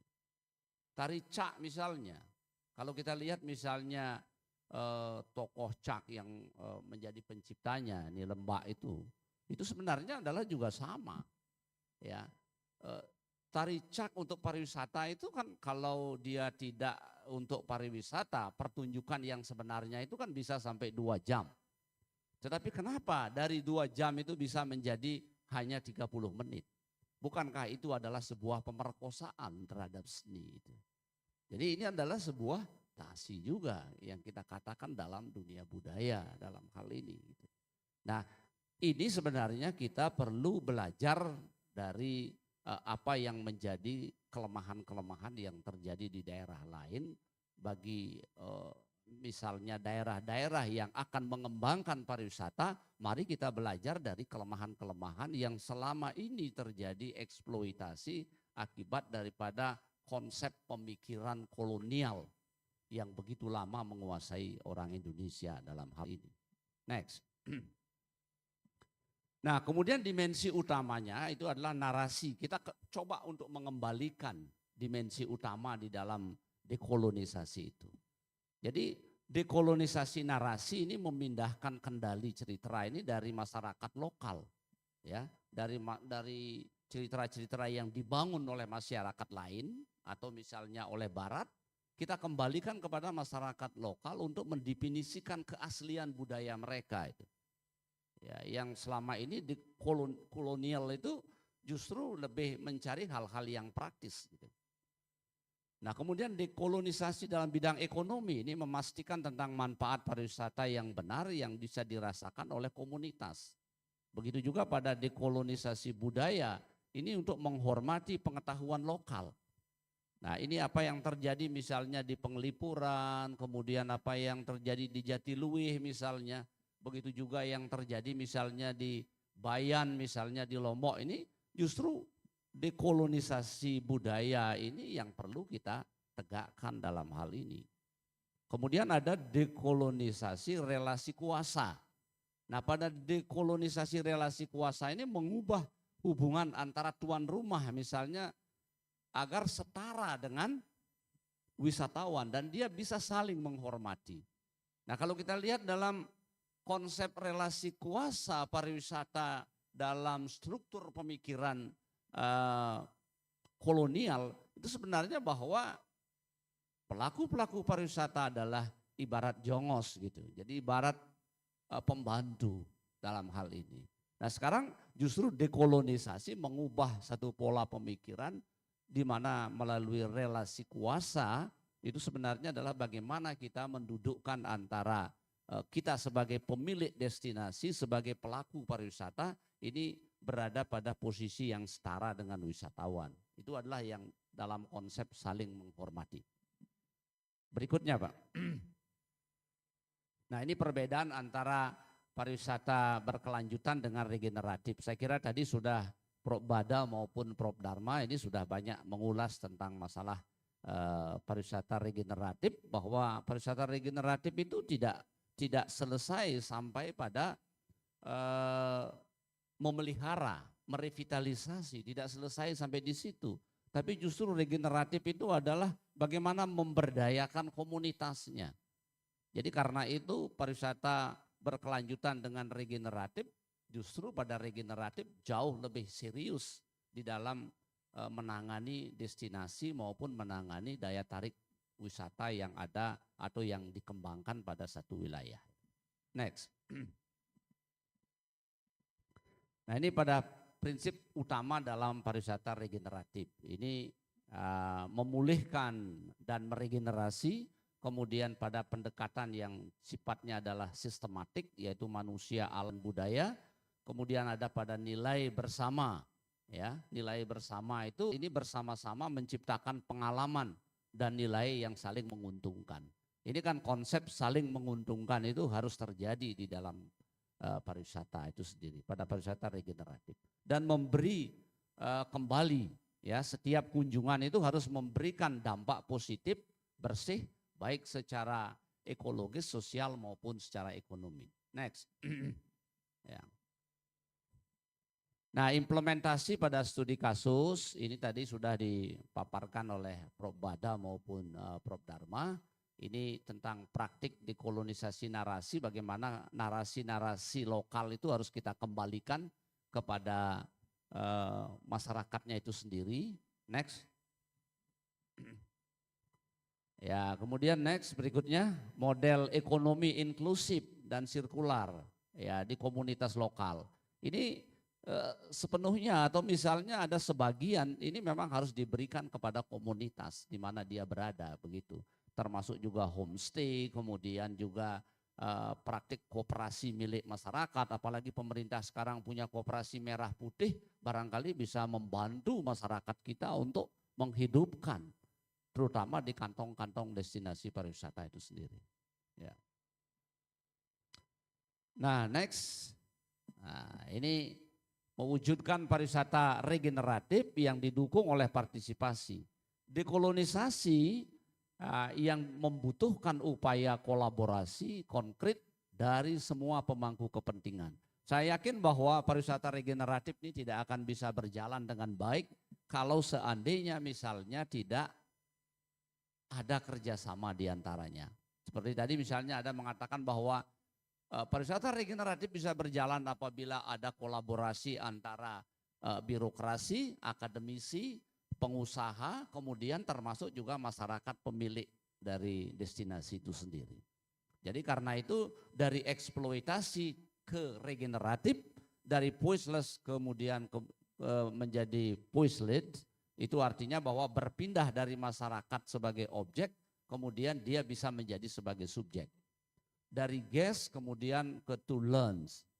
Ya, artinya bahwa mengubah peran wisatawan dari tamu yang pasif, kemudian dia bisa menjadi pembelajar yang aktif dan menghormati pemilik daripada destinasi itu sendiri. Berikutnya, ya. Nah, ini studi kasus tadi sudah banyak diungkap oleh Prof. Bada maupun Prof. Dharma, ya, yang berkaitan dengan desa Penglipuran, kemudian juga Jatiluwih, kita punya Sade di Lombok, ini juga sudah mirip sistem pengelolaannya sama dengan Penglipuran dan juga Jatiluwih begitu. Nah, yang berikutnya, ya. Next.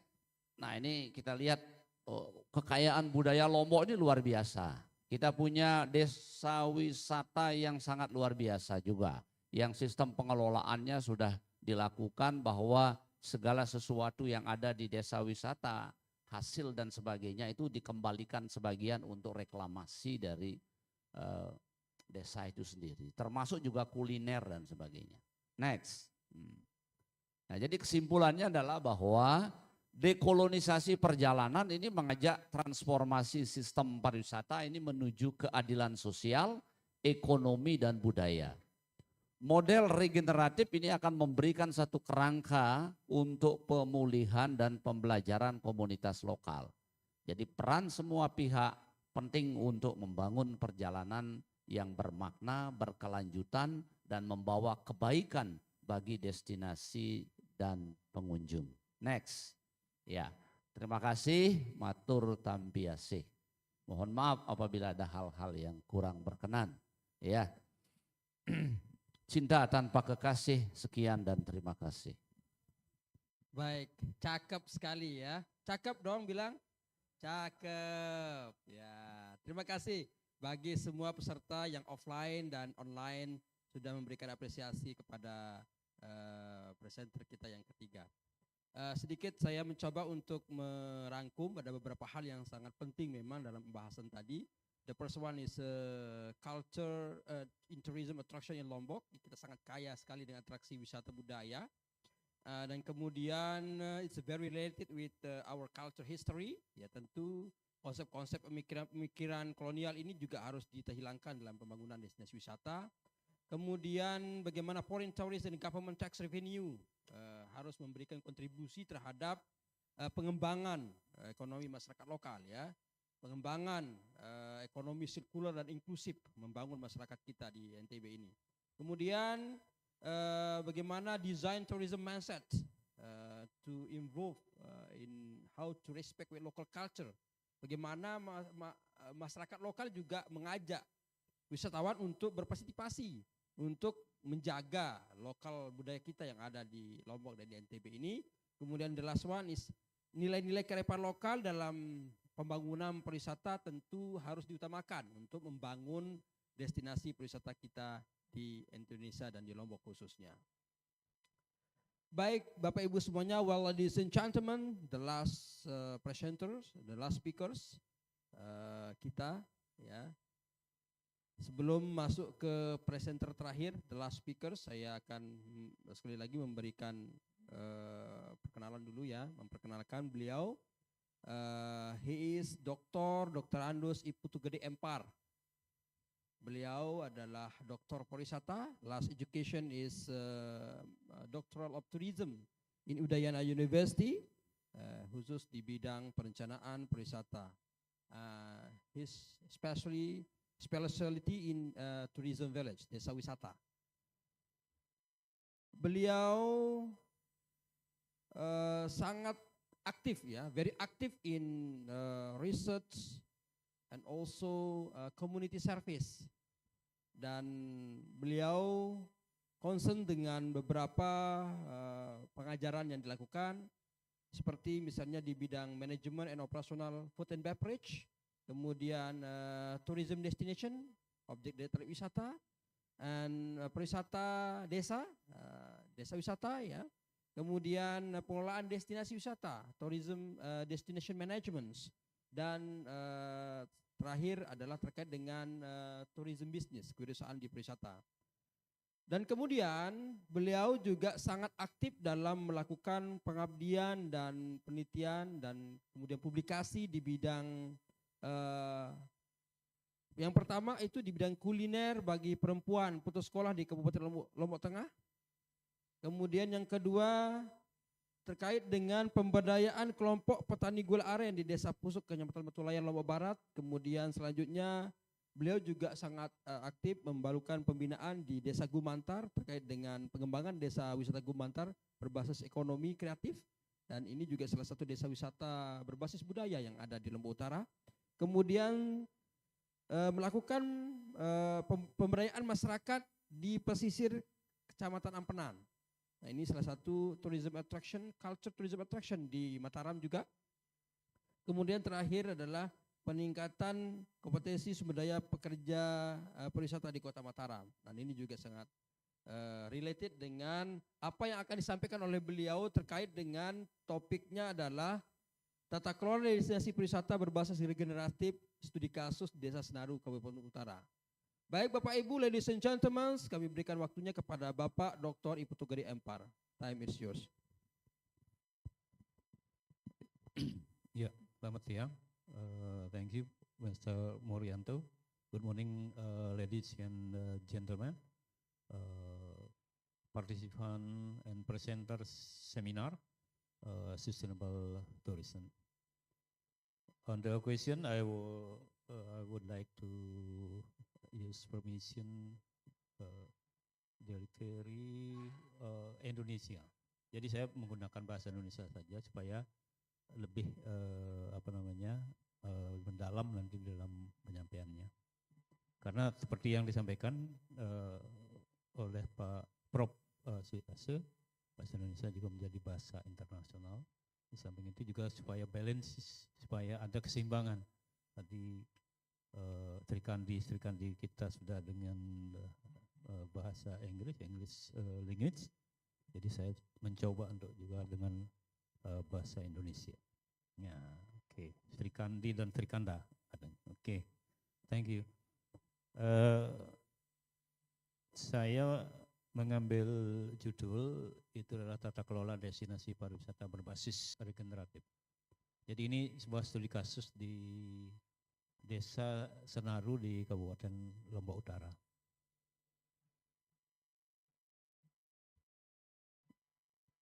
Ya, di latar belakang ya. Next.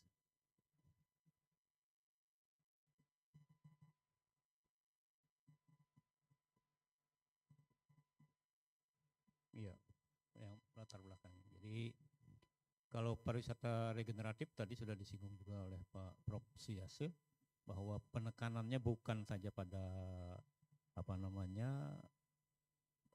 pemeliharaan, tetapi lebih kepada pemulihan. Jadi Desa Senaru kebetulan berada di Kabupaten Lombok Utara di Provinsi Nusa Tenggara Barat. Desa Senaru juga ini merupakan satu desa sebagai pintu masuknya, salah satu pintu masuk untuk menuju Gunung Rinjani sebagai geopark dunia. Nah, tentu ini memiliki beberapa keunggulan-keunggulan kompetitif. Nah, yang menjadi potensi besar dalam pariwisata di Senaru ini adalah memiliki pariwisata alam, juga wisata air, ya, dan juga budaya lokal yang sangat autentik. Ada beberapa atraksi-atraksi wisata yang memang tidak ditemukan di tempat lain, hanya ada di Bayan ini atau di Senaru ini. Nah, yang menjadi permasalahan dalam pengembangan tata kelola destinasi wisata di sana adalah masalah sampah. Jadi sampah dengan beberapa erosi dari jalur-jalur trekking yang menuju pada destinasi wisata air. Ya. Jadi yang lainnya itu adalah bahwa masyarakat sana sangat ketergantungan pada ekonomi pariwisata, dan ini masih menjadi permasalahan. Nah, pentingnya tata kelola destinasi wisata yang berbasis regeneratif ini untuk bagaimana menjaga kelestarian lingkungan dan juga kesejahteraan masyarakat. Ya. Ada beberapa gap yang berupa tekanan lingkungan, ya, seperti yang lainnya juga dari partisipasi masyarakat musim pendakian, dan kemudian regulasi serta indikator dan monitoring regeneratif yang masih sangat minim. Next. Ada beberapa permasalahan yang kami temukan di sana. Itu yang pertama adalah pada sistem tata kelola destinasi wisata di Senaru. Yang kedua pasti wawancara, kemudian juga survei dan FGD, ya, serta studi dokumen. Ya. Informan yang dilibatkan dari penelitian ini ada pemerintah desa, kemudian ada TNGR, kemudian ada pelaku wisata, masyarakat, dan ada juga wisatawan. Nah, kemudian dari data yang diperoleh ini kami menganalisis data menggunakan tematik indeks regeneratif destinasi dan triangulasi. Next. Nah, hasil penelitian dari yang dilakukan ini menunjukkan yang pertama itu bahwa aspek lingkungan terutama sampah yang dihasilkan itu kurang lebih 40 kg per hari. Nah, kemudian ada erosi di jalur trekking maupun di jalur menuju ke air terjun. Pada beberapa lokasi-lokasi yang masih curam. Kemudian dari aspek sosial, ini terutama dari keterlibatan warga itu 65% terlibat di dalam kegiatan ekonomi di pariwisata ini. Tetapi 25% yang terlibat dalam 2,5 sampai 3 juta pada musim ramai. Tetapi pada musim yang sepi itu kurang dari 500.000. Nah, ini ada kesenjangan yang juga sangat besar. Nah, dari aspek tata kelola, Desa Senaru ini memang belum memiliki perdes atau peraturan desa regeneratif, tetapi perdes untuk desa wisata sudah dimiliki. Di mana yang menjadi titik lemah itu adalah pada sisi koordinasi dengan stakeholder. Ini yang menjadi hasil dari penelitian kami. Indeks regeneratif yang diukur itu dari aspek lingkungan itu mencapai skor itu baru 42. Ya, ini tentu sangat rendah. Kemudian sosial budaya 58, ini masuk dalam kategori sedang. Sedangkan ekonomi lokal mencapai 60, ini dalam kategori sedang. Tata kelola, nah ini 47, rendah dan menuju sedang. Jadi masih dalam transisi. Nah, sehingga total IRD, indeks regeneratif daripada destinasi itu mencapai 51,75. Ini dalam kategori sedang. Artinya bahwa dari aspek regeneratif ini perlu pembenahan yang serius. Next.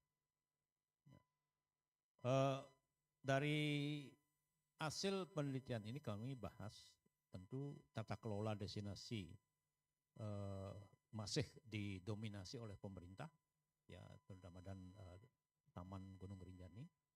Jadi dominasi itu masih belum kuat karena partisipasi masyarakat masih sangat rendah juga. Jadi ada 25% itu, sehingga partisipasi masyarakat ini perlu dilibatkan secara lebih serius. Ekonomi masyarakat ini rentan. Karena apa? Sangat tergantung pada pendakian. Jadi kalau pendakian dibuka itu antara bulan Juli sampai September sekarang ini, tentu ini akan menjadi penghasilan masyarakat yang cukup, ya, sehingga 2,5 sampai 3 juta itu bisa diraih. Nah, selebih itu menjadi hal yang sangat rentan. Lingkungan ini yang paling berdampak, ya, karena belum ada pemulihan secara sistematis. Jadi belum ada upaya-upaya untuk bagaimana memulihkan lingkungan pada posisi yang seharusnya. Ini ya regeneratifnya di sini masih sangat rendah. Nah, diperlukan ini memang perdes yang khusus terkait dengan regeneratif ini. Next-nya. Nah, sehingga apa yang dapat kami simpulkan? Simpulan itu adalah pada tataran tata kelola di Desa Senaru ini masih dalam transisi menuju regeneratif. Yang kedua, bahwa tantangan utama ada pada lingkungan dan kelembagaan, karena tadi terlihat jelas, ya, dari kelembagaan masih dominan dari pemerintah dan DGR. Kemudian dari partisipasi masyarakat juga sangat terbatas pada aspek kegiatan ekonomi. Jadi masih berada pada level itu kegiatan-kegiatan yang musiman. Jadi belum ada pengembangan. Nah, ini diperlukan strategi berupa regulasi, partisipasi, dan diversifikasi usaha, dan tentu saja terus harus dimonitoring. Ya. Nah, sehingga dari hasil ini direkomendasikan bahwa yang pertama itu adalah perlu disusun peraturan desa tentang pariwisata regeneratif. Ya. Ini yang nanti kita dorong kepada pemerintah desa untuk menyusun perda tentang pariwisata regeneratif. Yang kedua itu adalah memperkuat keterlibatan dan peran masyarakat dalam perencanaan dan monitoring. Jangan sampai masyarakat tidak dilibatkan, sehingga mereka tidak tahu apa yang menjadi hak dan kewajiban yang harus dipenuhi dalam menjaga pariwisata supaya berkelanjutan. Nah, kemudian perlu dilakukan diversifikasi pariwisata seperti di pariwisata yang berbasis eko maupun agro dan konservasi supaya pariwisata ini tetap terpelihara, bahkan dikembalikan seperti layaknya. Kemudian monitoring yang tentu dilakukan basisnya itu adalah pada basis IRD yang sudah kami sampaikan. Itu ada beberapa aspek-aspek yang terkait dengan IRD. Jadi indeks regeneratif daripada destinasi. Kemudian perlu dibangun koordinasi lintas pemangku kepentingan. Ya. Ini supaya kegiatan yang berjalan bisa harmonis dalam mengembangkan pariwisata. Terima kasih. Itu yang dapat kami sampaikan. Mohon maaf apabila ada hal-hal yang kurang berkenan. Thank you Pak Murianto. Baik, thank you very much to Mr. Dr. Iputu Gede Empar for your presentations. Sekali lagi Bapak Ibu semuanya berikan aplaus kepada Bapak Dr. Putu Gede Empar. Baik Bapak Ibu peserta offline dan online yang kami hormati, ada sedikit ringkasan dari apa yang disampaikan oleh speakers. Yang pertama adalah tata kelola destinasi wisata ini menjadi poin penting untuk dilakukan di desa wisata, tidak hanya di desa wisata Senaru tapi di desa wisata di semua di NTB. Kemudian yang kedua adalah membangun budaya masyarakat yang berkelanjutan. Ya, di desa Senaru memiliki destinasi atraksi wisata budaya dan alam ya, karena menjadi entry point dari Gunung Rinjani. Kemudian menyusun indeks pengembangan regenerasi wisata di desa wisata Senaru, sehingga harus melibatkan kolaborasi, koordinasi antara desa, TNGR, masyarakat, dan pelaku bisnis yang ada di Kabupaten Lombok Utara. Kemudian yang terakhir, lingkungan dan budaya menjadi kekuatan desa Senaru untuk melakukan regeneratif di turisme regeneratif di desa Senaru, dan bagaimana juga bisa memberikan dampak kesejahteraan ekonomi bagi masyarakat lokal. Baik Bapak Ibu, kami akan masuk pada sesi Q&A. This is we will open the Q&A sessions for the second sessions. Ada beberapa pertanyaan yang sudah masuk di chat box, and I would like to remind all the participant online, please send your question in chat box. Sudah ada 2-3 pertanyaan. Pertanyaan pertama ini akan ditujukan kepada Bu Santi, tapi mungkin juga yang lain juga bisa menjawab nanti karena tidak ada spesifik nama, tapi pertanyaan itu akan dijawab mungkin pertama oleh Ibu Sri Susanti. Silakan Bu. Pertanyaannya sangat menarik sekali ya. Bagaimana kedudukan pariwisata generatif dengan wisata budaya, juga wisata syariah atau wisata halal di Indonesia, ini khususnya di Lombok ini. Nah, kita melihat kedudukan pariwisata regeneratif ini menjadi sebuah payung besar.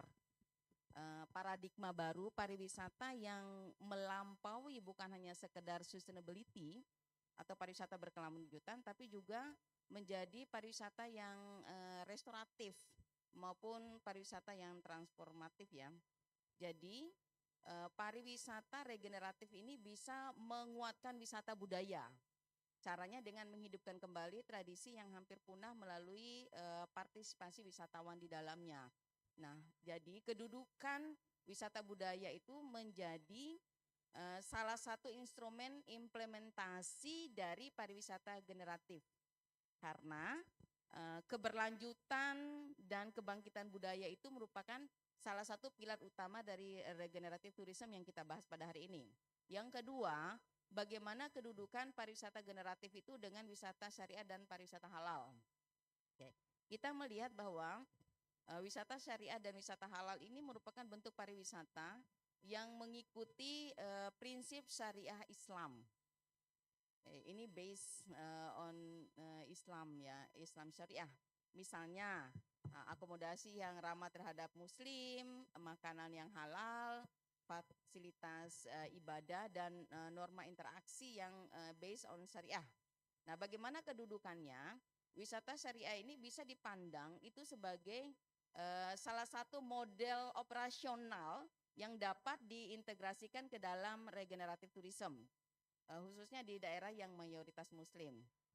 Nah, dengan demikian pariwisata generatif ini Bapak dan Ibu, terutama untuk saudara penanya ya, bisa memperkaya jenis wisata halal yang bisa dikembangkan ya, dengan tidak hanya memastikan halal untuk kita konsumtif, tapi juga halal secara etis, misalnya keadilan bagi para pekerja, terus pariwisata yang ramah terhadap lingkungan, yang pro terhadap komunitas lokal, yang mendukung adanya kolaborasi lintas sektoral ya. Oke, jadi kita bisa menjadikan pariwisata halal ini itu bukan hanya sekedar niche marketnya pariwisata khususnya, tapi kita menginginkan pariwisata halal ini menjadi sebuah pariwisata yang restoratif dan berkelanjutan.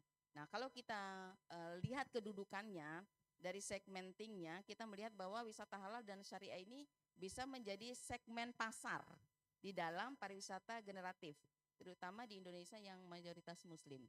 Oke.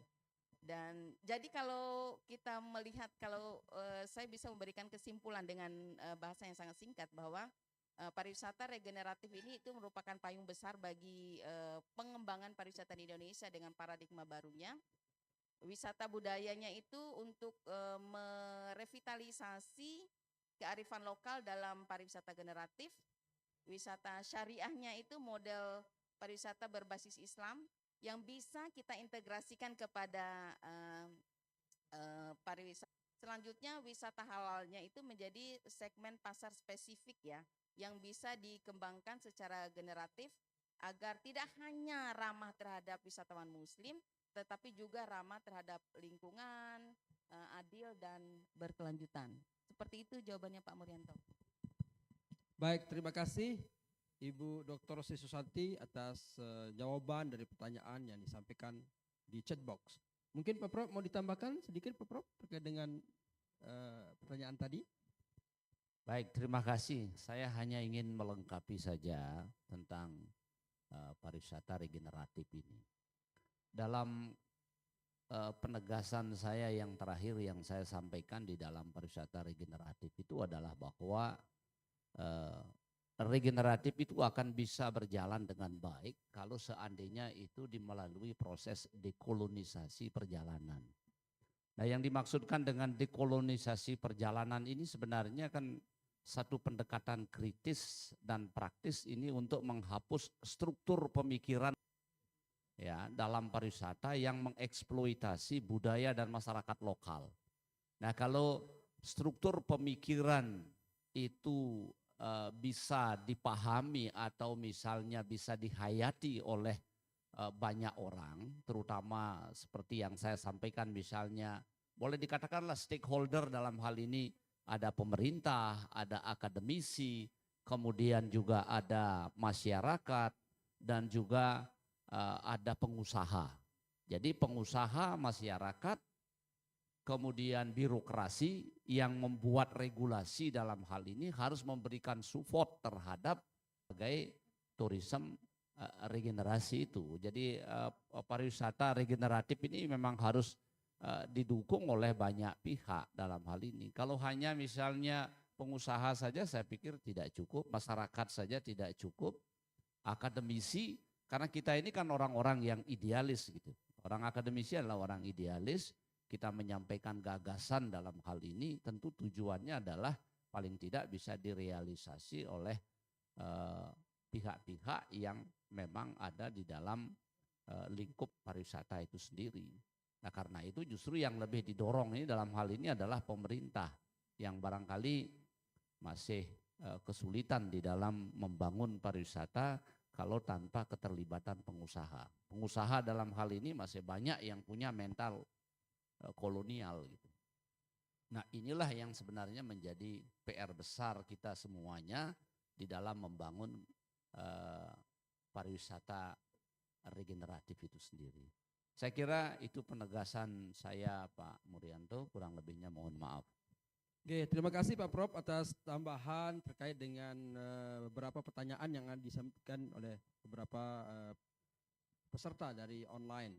Nah, ini kemudian, ladies and gentlemen, we have some question also in online in chat box, and this is for Mrs. Ana Agung Eka.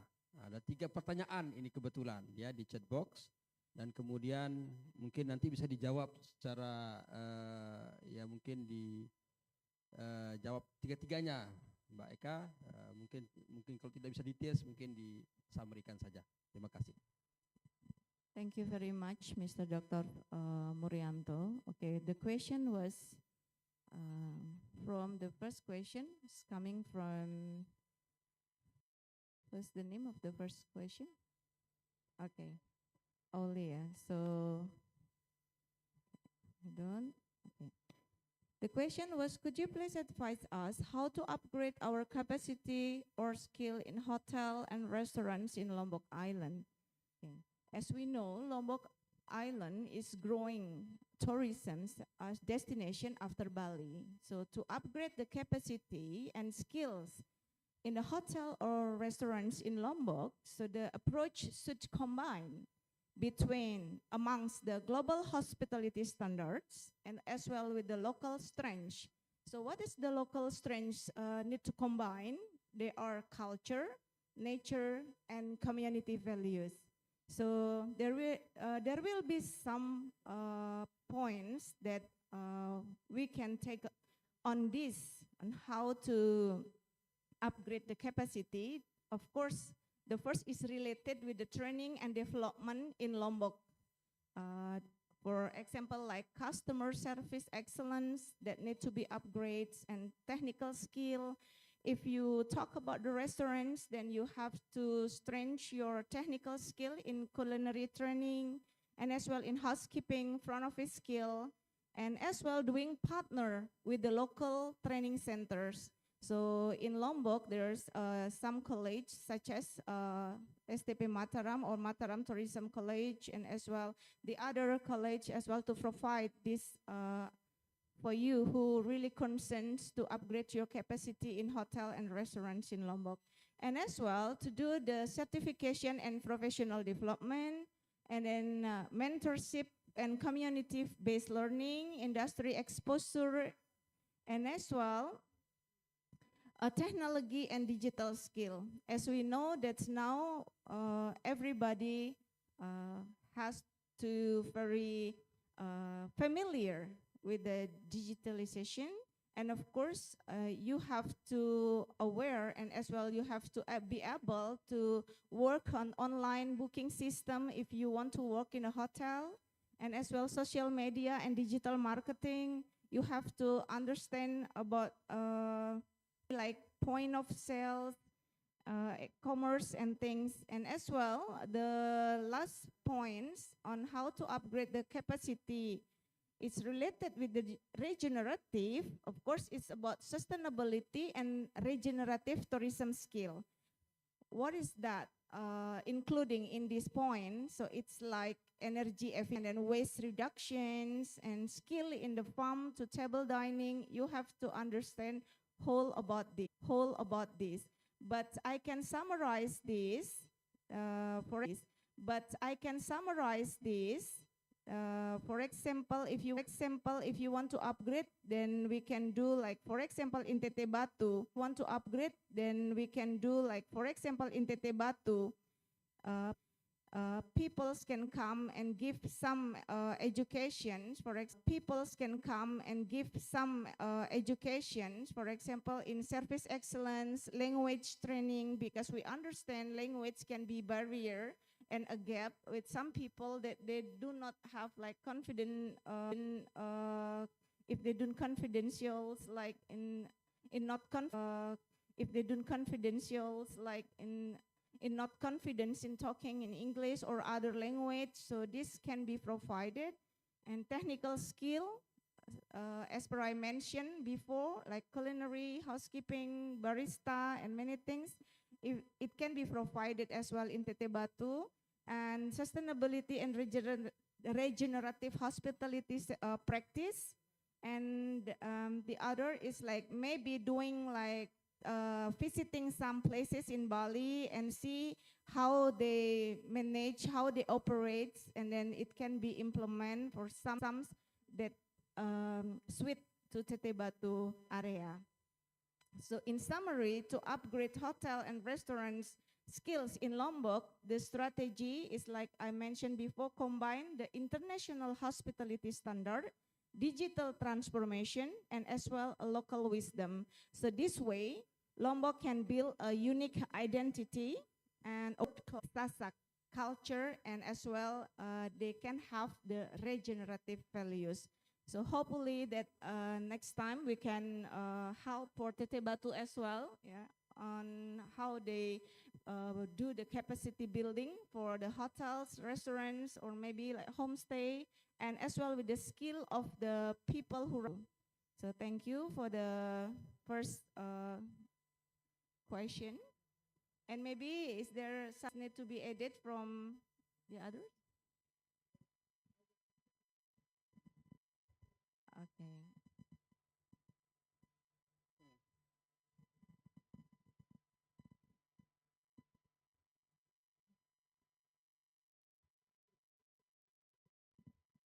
Well, thank you, Panto. The question how to upgrade the local community in comes through the collaboration with the communities and the governments. So you need to combine the participation, support, and fairness. How we can do?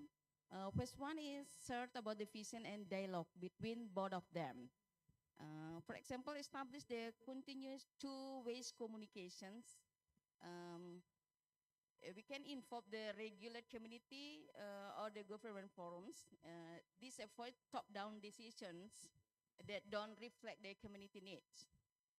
And then doing the capacity developments. Government can provide the training and mentoring about the hospitality and tourism skills for all the community, special for the local community, and so that the communities become competitive service providers instead of passive participation. So they can make a homestay or a souvenir shop in the local community. And then this is, I think, the very important one. The main problems of our community in economic industry about the finance. So the governments can make the collaborations with the local community by accessing them to finance and infrastructures. Okay. So the governments enable to give them the microcredit schemes or grants for small business for running their business, and then provide them the basic infrastructures, for example, the roads, the water, the internet, or the waste management system. So the communities can then run their homestay, the eco tours, the food stalls, or their other cooperatives. And then next is public or community partnership. So the community can provide the daily operations, homestay, guiding, crowds, and the government give them the policy support, safety regulations, the promotions. So the public and community partnership, it will be very important in regenerative tourism. And the last one is promotions and market access. Okay. You can imagine if you have a product, but you can access the market access, you will be lazy for doing anything against. So the last collaborations, I think, is about the promotions and market access. What we can do, the governments can integrate the community-based tourism into the official tourism campaigns, maybe in their website, their social media, or anything else. and then helps the local connect with the wider market in a domestic and international market. Okay. For example, including the village homestay on regional tourism website. I think that's all, Panto. Okay. The key principle for the success in these collaborations, I think, participation it must be, community voice must be central in our tourism development while earning the income for economic sustainability. Thank you. Okay, thank you very much to Ms. Sri Susanti about explanations in how to upgrade the economics of local people in Indonesia or in Lombok Islands. Okay, the last one, ladies and gentlemen, this is the last one question to Ms. Eka. Time is yours. Okay, so if I'm not mistaken, the last question is coming from Mr. Samsul Hadi. Yeah? Samsul Hadi, he is asking, he's from Central Lombok, and his question is how to increase awareness and participation of local communities in the development of regenerative tourism in Lombok. Right, so my short answer is to increase the awareness and participation of local communities. We can do some steps on it. As in my presentation before, the first point of challenge we find here is lack of education. So of course, by this, we have to educate people, we have to educate through socialization and doing the media campaigns and also doing some role models. So people can be educated, they will be more understand, they will more facings or this they have to do on doing the participation so they can be more aware. And the second is to build a capacity or capacity building. So this is very important by doing a training or some trainings in ecotourism, culture, and entrepreneur. And the third, we can focus on involving the community. So involve communities, involve them in making decision and as well on site management. And to ensure the economic benefit, it must, because reach local through sourcing, we have to do like giving education in how to do revenue sharing, and as well the last is reward and recognize. So this can be a successful community initiative. So regenerative tourism is not just about a top-down project, but it's a movement owned by people of Lombok, which is aligning with Sasak culture and then Islamic values and sustainable livelihoods. Okay, so that's from my side. Thank you very much.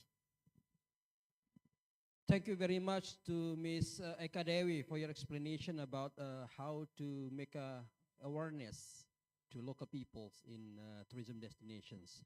Well, ladies and gentlemen, once again, thank you very much for your explanations and presentations, especially to all speakers in our session, second session today.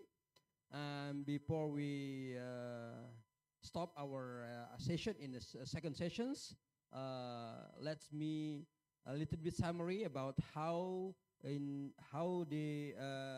can implement the concept or best practice in management of destination in Lombok Islands. Kita bisa melihat Bapak Ibu dimanapun berada, baik online dan offline, ya tentu bagaimana tadi dari pembicara sudah menyampaikan bahwa Rinjani menjadi salah satu destinasi wisata favorit kita, kemudian bagaimana juga Rinjani ini juga perlu harus kita jaga dengan baik secara alam dan budaya, dan kemudian juga Senaru menjadi bagian dari Rinjani yang hari ini juga memiliki kekayaan atraksi wisata budaya yang luar biasa. Dan kemudian kita punya Gili juga yang tentu hari ini mensupport Lombok Utara dan kita juga di NTB, di Lombok ini. Dan bagaimana juga budaya kita harus kita lakukan, tadi sudah dijelaskan oleh pembicara bahwa dekolonialisasi budaya yang ada di NTB, di Lombok ini, supaya bagaimana pemerataan terjadi baik secara pembangunan infrastruktur, pembangunan sumber daya, dan kemudian kesejahteraan bagi masyarakat kita di NTB. Once again, thank you very much to all the speakers. Karena sudah tidak ada lagi yang bertanya dan waktu sudah menunjukkan jam 1:05 di laptop kami, di jam kami, dan kemudian kami akan tutup dengan pantun atau puisi sebelum kami kasih ke MC. Bismillahirrahmanirrahim. Jalan-jalan ke Ampenan, jangan lupa beli ikan. Kalau ada waktu senggang, mari berjumpa di STP Mataram. Thank you very much. Assalamualaikum warahmatullahi wabarakatuh. Selamat siang.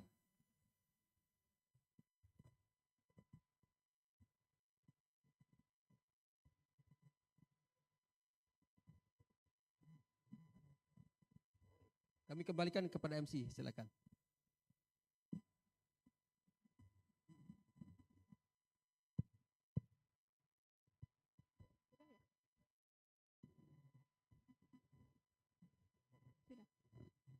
All right, thank you, Dr. Morianto, for your outstanding moderation and also the invaluable contribution to lead this session.